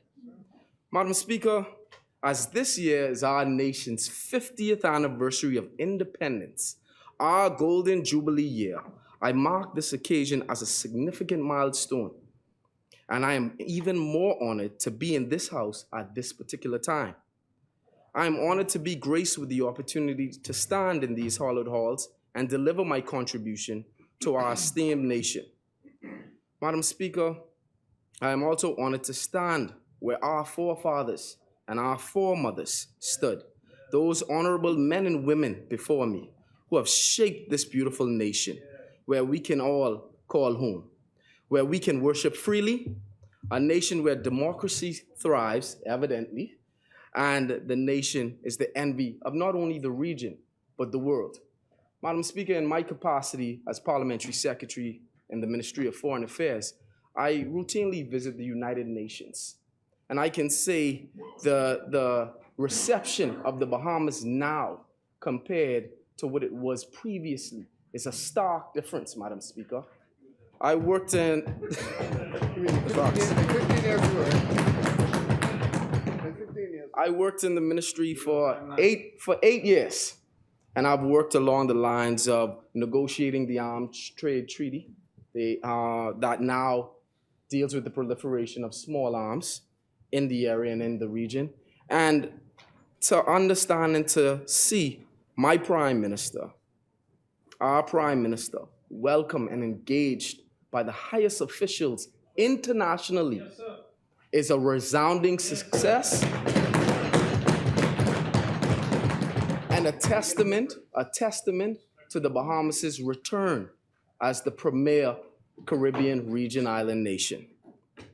Madam Speaker, as we reflect on our Golden Jubilee, I extend sincere congratulations to the Honorable Member for Seabreeze for masterfully guiding us and keeping us teeming with anticipation as we move ever closer to July 10th. She has truly captured the essence, that ethos that is Bahamian culture, and tapped into our national pride with her impeccable execution of the recent celebratory events. Once again, I applaud you, Honorable Member. Madam Speaker, as I pause for a bit just to speak with my constituents, last Saturday, the Stronger Village team and I hosted our annual Father's Day event on the Alexandria Park in Nassau Village.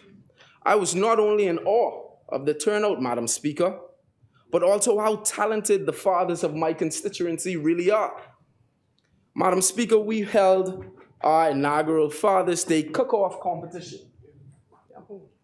Our Father's Day cook-off competition that we called Chef It Up Daddy, Nassau Village, 2023. Right? Boy, I can't boil water. I have a problem boiling water. You see, and I was truly impressed to see the talents in action, Madam Speaker. And also, through you, permit me to recognize the winner of the competition, Mr. Christopher Mitchell, who not only prepared a top chef quality meal, but was creative in adding the Bahamian characteristics to the culinary experience. Madam Speaker, this drove home the point that we have good and committed fathers in our communities. And that there are many untapped talents around in our nation. And it is our duty as a government to ensure that we foster a secure environment that enables them to truly be progressive. Madam Speaker, a few weeks ago, I was fortunate enough to return home to Kidd Island. You know, I'm a strawn from Gators Kidd Island, a small settlement. And I visited, of course, the Rake and Scrape Festival. It is a home that I frequent. It is a home that is near and dear to me because it is my father's home. And I stayed at a small resort, Fountain Bay, and I visited a small bar called Tinghamdale. Madam Speaker, the reason I raised this point is because it's an establishment run by a young entrepreneur, a young female entrepreneur that is thriving and teeming with potential, Madam Speaker. And it highlights the ability of young Bahamians not only to hold the reins, but also to drive economic stimulus and drive the economy forward. And I would like to thank her personally for an amazing experience. You see, Madam Speaker, I got to see true Bahamian culture and creativity of the Bahamian people on display. And I can't and could not help but reflect on the experience. I am convinced that to be Bahamian is to be resilient, Madam Speaker, to be hospitable, to be creative, and to be proud. This is the backbone on which we can proudly stand and boast that this is truly the best place on earth. Madam Speaker, I would dare to go on and say, as we look around the islands of the Bahamas, as each island, each distinct community or settlement hosts their own unique annual festivals, homecomings, and regattas, we see a reawakening of our family island communities. We see an undeniable resurgence of domestic tourism, fueling the tourism machine, Madam Speaker, and providing much-needed economic stimulus to our family of islands in particular. This is a direct result of the efforts of our administration to support and strategically craft policy to stimulate and encourage the growth of family island economies. Madam Speaker, under this New Day administration, I can truly say it's better in the Bahamas again. Yes, Madam Speaker, I remember as a budding young youth, observing the governance of the time, my mother would feel the most frustration most frustration, through me constantly lamenting about the fact or the lack of opportunities for young people, especially in the housing sector. Madam Speaker, I'm so proud to see young persons specifically categorized, specifically identified to receive special assistance in providing and attaining their own homes.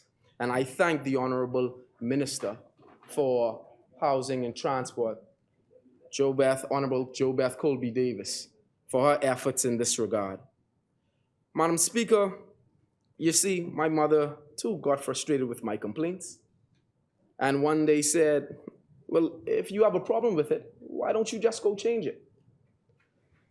Young persons and young people in the Bahamas now, we tend to lament and we tend to vent and we go on Facebook and we go on our platforms. But I ask you, how are we meaningfully contributing to resolving the issues of the time? Let us be constructive in our discourse. Let us contribute meaningfully to drive and create policy and legislation. You see, Madam Speaker, today I stand here today. I stand as a testament to a young person who used to lament and complain and now transitioned into policymaker and driver of policy. I remind myself that I am accountable to the people of Nassau Village and the entire Bahamas, and that is why I take my job so seriously, Madam Speaker. Madam Speaker, I am proud and content to say that I chose correctly when I joined this New Day administration. And with less than 2 years, we have such a legacy to brag and boast about, Madam Speaker. I encourage those young persons, recent graduates to be, to join the Progressive Liberal Party, to support the initiative and to support the way forward into a new day, Madam Speaker. Madam Speaker, our New Day administration, since coming to office, has done a multitude of things. And if you would permit me, I too would like to list them once again, because built-in redundancy is beneficial, right? Raised minimum wage, open multiple airports and the Family Islands, and might I say with more to come. Open multiple airports in the Family Islands with more to come. Increased rates of employment, record level of job opportunities, expanded urban renewal and the Second Chance program, employed more public sector workers, and increased investment in security of the country and especially the protection of our borders. Restored our tourism product to pre-pandemic numbers, Madam Speaker, officially making sailing our national sport. Aggressively pursuing making home ownership a possibility for Bahamians. Groundbreaking establishments of the National Youth Service. Commissioned new healthcare facilities and upgrades to existing Family Island clinics. Landmark investments and initiatives in achieving food security. Madam Speaker, as we continue to march forward, upward, and onward together, I stand proudly today to endorse this new budget that will focus on enhancing the security and progress of this great Bahama land. Madam Speaker, with your leave, once again, please permit me to highlight some of the salient points that I know are near and dear to the people I represent in this good house. Madam Speaker, I am happy to see a government be strategic and financially prudent. We are about our spending. We are about producing and creating programs that allow for accountability. We implemented and also ensure the continuity and sustainability of each of our initiatives. Too long have we been employers of stop, repeal, and cancel. Too long we have had an inability to provide something new, something groundbreaking. Madam Speaker, the announcement of the organ donorship program is a game changer.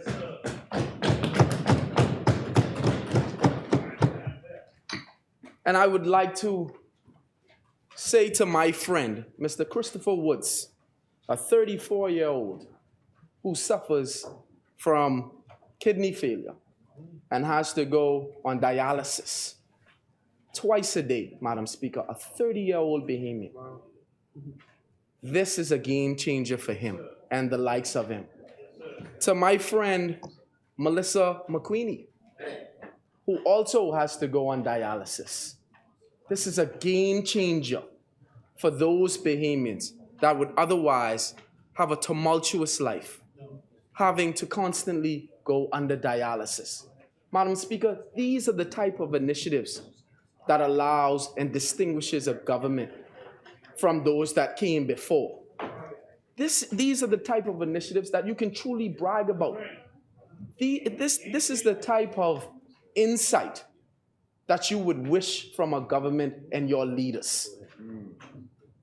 Madam Speaker, I would like to echo the Prime Minister's comments to the people, since there has been much public discourse on the matter, that this budget will strengthen national and economic security while ensuring the personal safety of all citizens.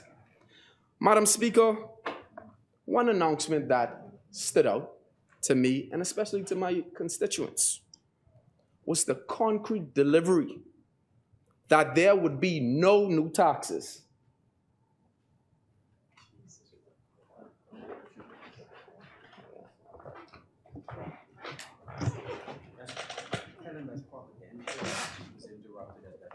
I pull his coat. You should have done that yesterday. It gives him a chance to repent and not go further.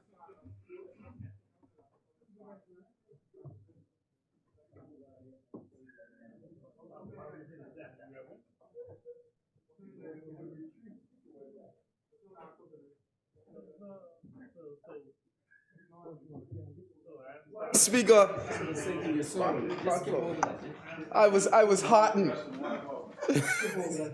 I was heartened, and so were my constituents, at the concrete announcement that there would be no new taxes. You see, Madam Speaker, just like minimum wage increase was met with doubt and skepticism, which was obvious as the Bahamian public politically debated it via social media platforms, I believe and I trust in the captain of this ship. I trust and I know that all is well. And we are all confident, and I reiterate, that there will be no new taxes for this budget period. Madam Speaker, this administration, our New Day administration, we don't just talk. Madam Speaker, simply put, a promise made. Mr. Deputy Speaker. The chair recognizes the honorable member for Marco City. Mr. Deputy, I did not want to interrupt the member for Nassau Village, but he quoted the Prime Minister, who initially said there would be no new taxes, but even the Prime Minister came back and edited his own statement. One of the things the Prime Minister said was 95% of the taxes are on foreigners. Secondly, increase. Secondly, he said 5% of the taxes are on Bahamians. The departure, sorry, just slow down. He also said there would be a tax levy, i.e. tax, which is new, of $2 on persons who are departing and coming. He also talked about an environmental tax. The bottom line is the Prime Minister himself embraced new taxes. So we find it odd. So if the Prime Minister has retreated, if the Prime Minister has retreated, we don't expect the member to double down on it. Yeah. Thank you, It's a Honorable new Member. tax. It's a new tax. The chair recognizes the Honorable Member for West Mr. Grant, Deputy, that is a Mohammed Bimini. wonderful, effort by the member for Marco City to try to change the direction of the member for Nassau Village. But the member for Nassau Village is correct and should continue on the line that he has taken. Thank you, Honorable Member. Let's go Nassau Village. Keep pushing Nassau Village. Mr. Deputy, I am no financial expert. But as I reviewed, Madam Speaker, as I reviewed and I studied this new budget, As written into your speech. it was quite apparent how this budget will benefit the constituents of Nassau Village and the wider Bahamas. Madam Speaker, Mr. Deputy, this budget will foster stability and certainty to businesses and individuals as they can plan their finances without fear of unexpected tax burdens. The efforts of this administration, Mr. Deputy, are deliberate and are structured to foster investor confidence and encourage growth and to encourage sustainability in our business sector. Mr. Deputy, another salient point of impact will be the greater consumer spending and demand. You see, simple economics is when Bahamians have more disposable income due to lower tax burdens, it will stimulate their spending habits, which also leads to higher demand for goods and services. In turn, Mr. Deputy, it drives business revenues. It drives production. It drives employment opportunities, Mr. Deputy.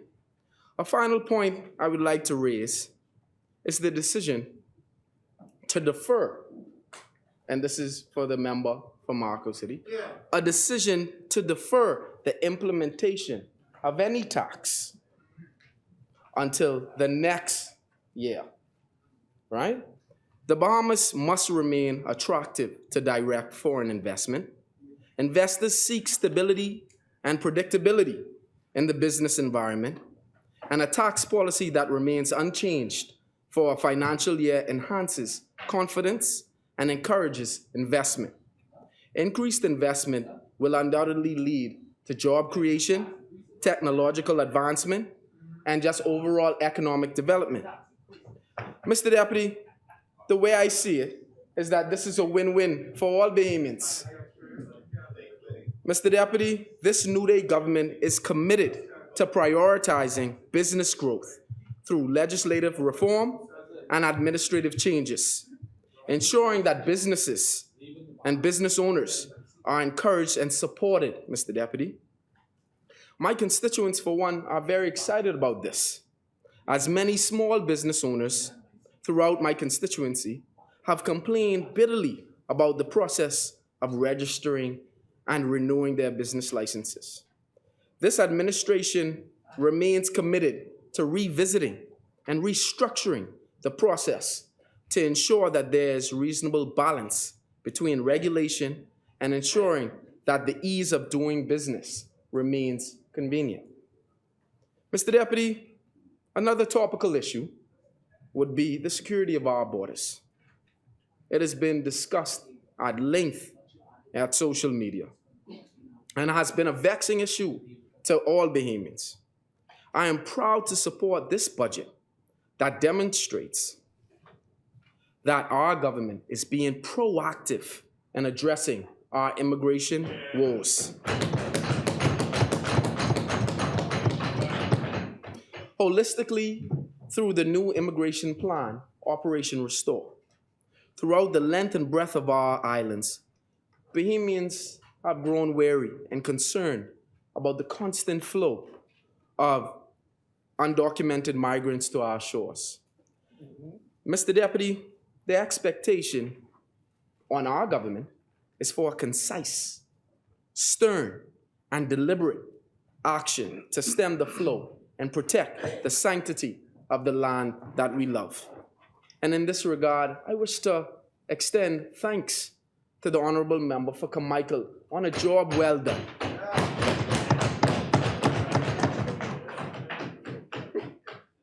Mr. Deputy, I would like to reassure the Bahamian people Come on, man. that this budget demonstrates our administration's commitment to ensuring our armed forces have the tools that they need to be effective in protecting the borders of our islands and beautiful seas of our country. Mr. Deputy, the security and safety of Bahamians remain a top priority for our government, and the security and safety of my constituents remain a top priority for me.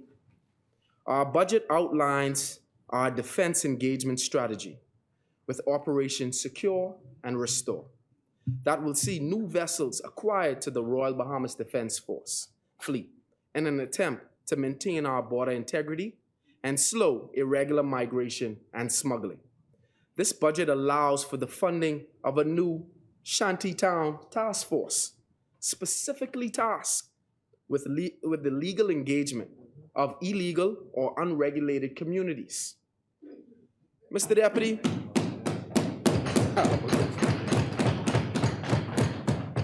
Mr. Deputy, I received a call from a young constituent who attends C.A. Dreves Junior High School.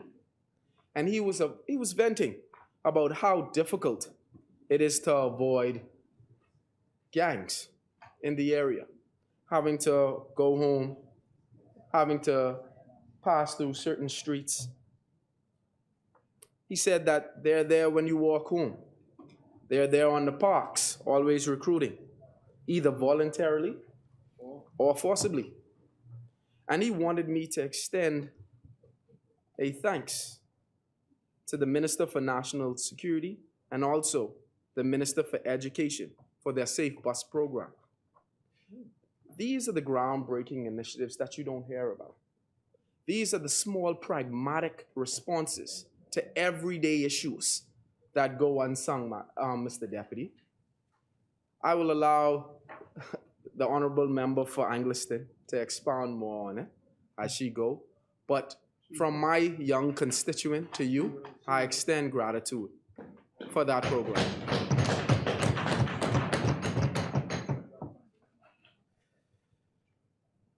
Mr. Deputy, with just one read, any objective person can see that this budget was prepared with love and with the needs of the everyday Bahamian as the central thought and concern. It is holistic, Mr. Deputy. It is extensive, and it is comprehensive, and builds off of the previous budget that charted the way forward. The reality is that this budget of security and progress is a budget for the people, Mr. Deputy. It is important to understand that with all good that has come in this budget, it is not our budget. It's not our budget, but this is the budget for all Bahamians. It was prepared, it was shaped, it was crafted to fulfill their wants and their needs. Mr. Deputy, we have heard the cries pertaining to how expensive it is to live in the Bahamas. The cost of living has been a topical issue in the constituency as well. We all know that the cost of living for far too long has been far too high. And our administration refuses to go forward as business as usual. Mr. Deputy, our administration has made concrete steps toward relieving the burden. As previously mentioned, minimum wage increase. And the reason I chose to revisit this point, Mr. Deputy, is to encourage the opposition to join in sensible decision-making and stop objecting just for the sake of objection. That never happened. Madam Speaker, Mr. Deputy, Never. on the 13th of October, 2022, the member for Marco City and the leader of the opposition stated, and I quote, promises. Last night, the Prime Minister did what his speechwriters enjoy doing, making tremendous promises, often to distract from serious issues. Mr. Deputy, he also went on to say, minimum wage increase. He hopes that small businesses do not resort to downsizing. You see, Mr. Deputy, I get worried when all someone can contribute is doom and gloom. But, Mr. Deputy, this Prime Minister is a different Prime Minister. This New Day team is a different team. And as promised, so said, so done. Mr. Deputy, minimum wage was increased. But that's not all. That was done to assist Nassau villages and the wider Bahamas. Mr. Deputy, widespread promotions throughout the public sector. And at this juncture, I wish to also extend congratulations to the Honorable Member for Golden Gates as Minister of State for Public Service for remaining steadfast in accomplishing this feat. Mr. Deputy, police officers, defense force officers, prison officers, public servants, and many, many more have contacted me asking that I convey their gratitude to my colleague and also my Minister of State, because it's Ministry of Foreign Affairs and Public Service. You see, Mr. Deputy, after years of uncertainty, our government has completed 19 union agreements that before we took office was shrouded in ambiguity regarding a signing date. You see, Mr. Deputy, the proof remains in the pudding, and this government cares about the real needs of the people. Mr. Deputy, I wanted to take some time and highlight what's going on in the area of food security and the efforts of our government in ensuring each Bahamian has access to good, healthy, and affordable food. Programs like the Golden Yoke Program, Mr. Deputy, facilitate the purchase of chickens for domestic egg harvesting on a large scale that will ultimately lead to self-reliance in egg production. Food security, Mr. Deputy. You see, Mr. Deputy, these landmark advancements are testaments to this administration's continued commitment to advancing the best interest of the Bahamian people. One thing is for sure, there's no dream selling here, Mr. Deputy. This administration is providing progress you can see, progress you can feel. Mr. Deputy, not only has our government developed a plan to increase food production, but we have also devised a plan to promote job creation, skill building, and ultimately sustainability in our food production through the Agricultural Cadet Program. With thousands of new graduates entering the agricultural sector, Mr. Deputy, this is another game changer.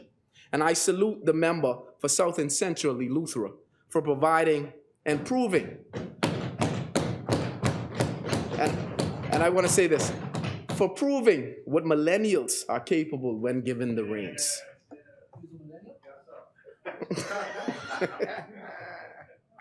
Mr. Deputy, I wish to also thank the Minister for providing the greenhouse that currently resides at Sadie Curtis Primary within my constituency.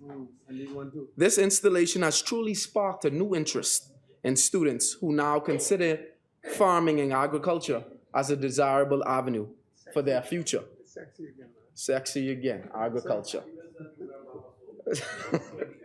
It is my hope that Nassau Village will soon be able to contribute some of those able-bodied farmers to your agricultural cadet program. Mr. Deputy, I am proud to also highlight how our government is continuing to focus on infrastructural development. You see, Mr. Deputy, we have heard and I've received all of the congratulations. And my constituency has been the proud beneficiary of a much needed community center. Once again.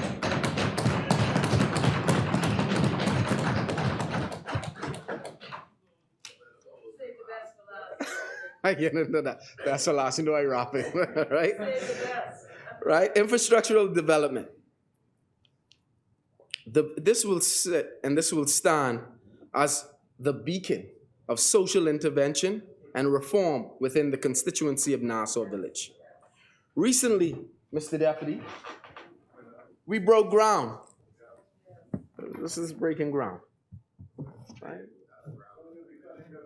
We not only broke ground, we tear it up, we started digging and all of that, right? Mr. Deputy, thank you. Social program. Mr. Deputy, from the outset, I made a promise to the constituents of Nassau Village that I would work tirelessly with them. I would work tirelessly for them so that we would build a stronger village for our children and grandchildren. You see, Mr. Deputy, this multi-purpose center is another testament to my commitment and the commitment of this administration to ensuring that we exemplify servant leadership and remain focused and resolute to our mandate bestowed upon us by the Bahamian people.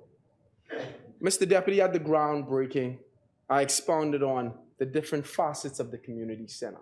But I think one facet that deserves to be highlighted is that the job production and job creation associated with it. Nassau Villages will be laying the foundation. Nassau Villages will be erecting the walls. Nassau Villages will be drywalling. Nassau Villages will be providing the electrical input. Jobs, jobs, and more jobs, Mr. Deputy.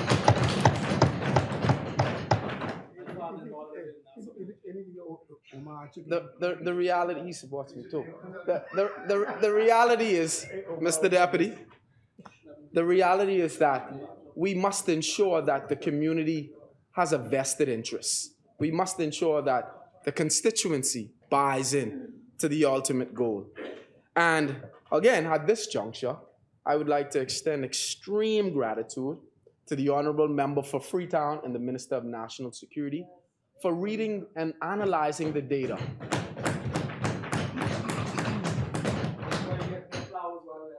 Yes, for reading and analyzing the data. And I would also like to recognize Lieutenant Dennis, who is actually my constituent.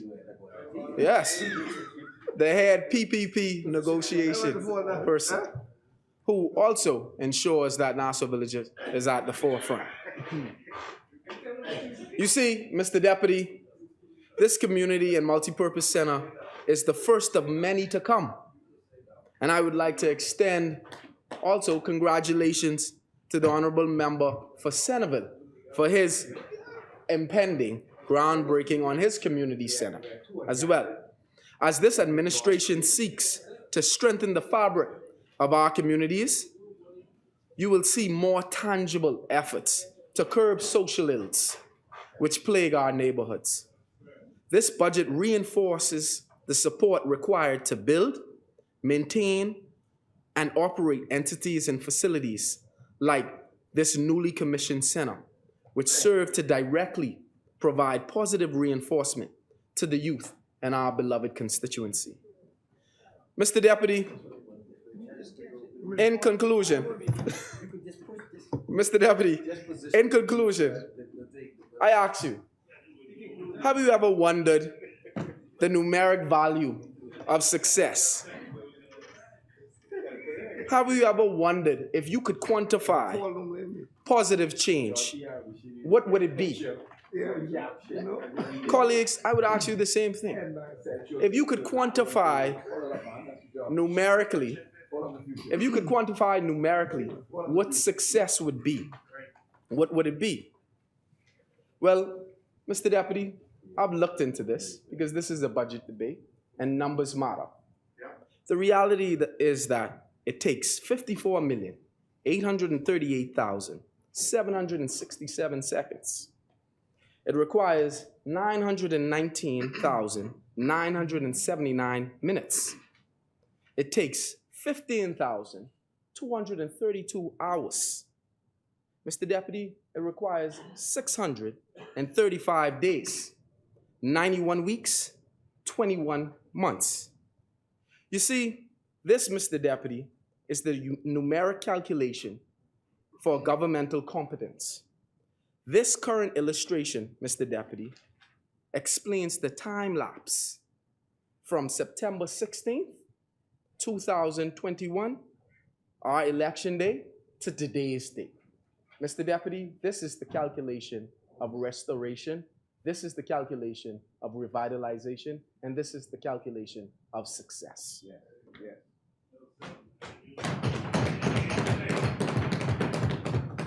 Mr. Deputy, on behalf,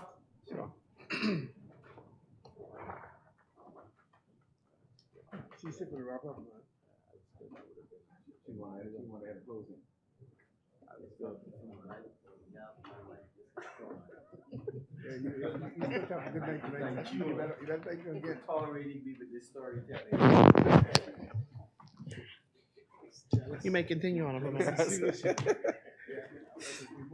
Madam Speaker, while you were away,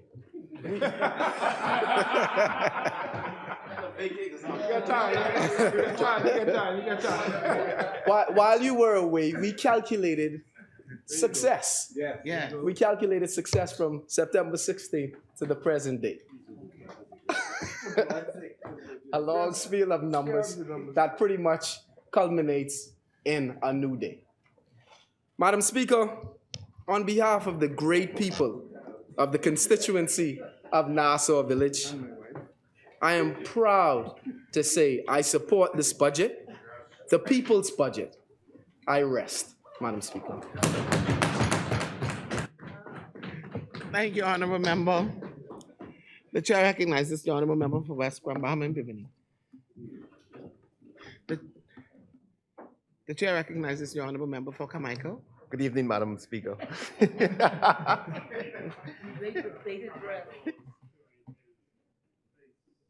On the floor for In the the morning. next presentation, which will be tomorrow morning. We wish now to move with the suspension of the House to 10 o'clock tomorrow morning, the 14th day of June, 2023. Thank you, Honorable Member. Is there a seconder? Thank you, Honorable Members. It has been moved and seconded that the business of this House be suspended until Wednesday, 14th of June, 2023 at 10 a.m. As many are in favor will remain seated. Those opposed will stand. The business of this House stands suspended until Wednesday, 14th of June, 2023 at 10 a.m. All right. Yes, sir. Good afternoon.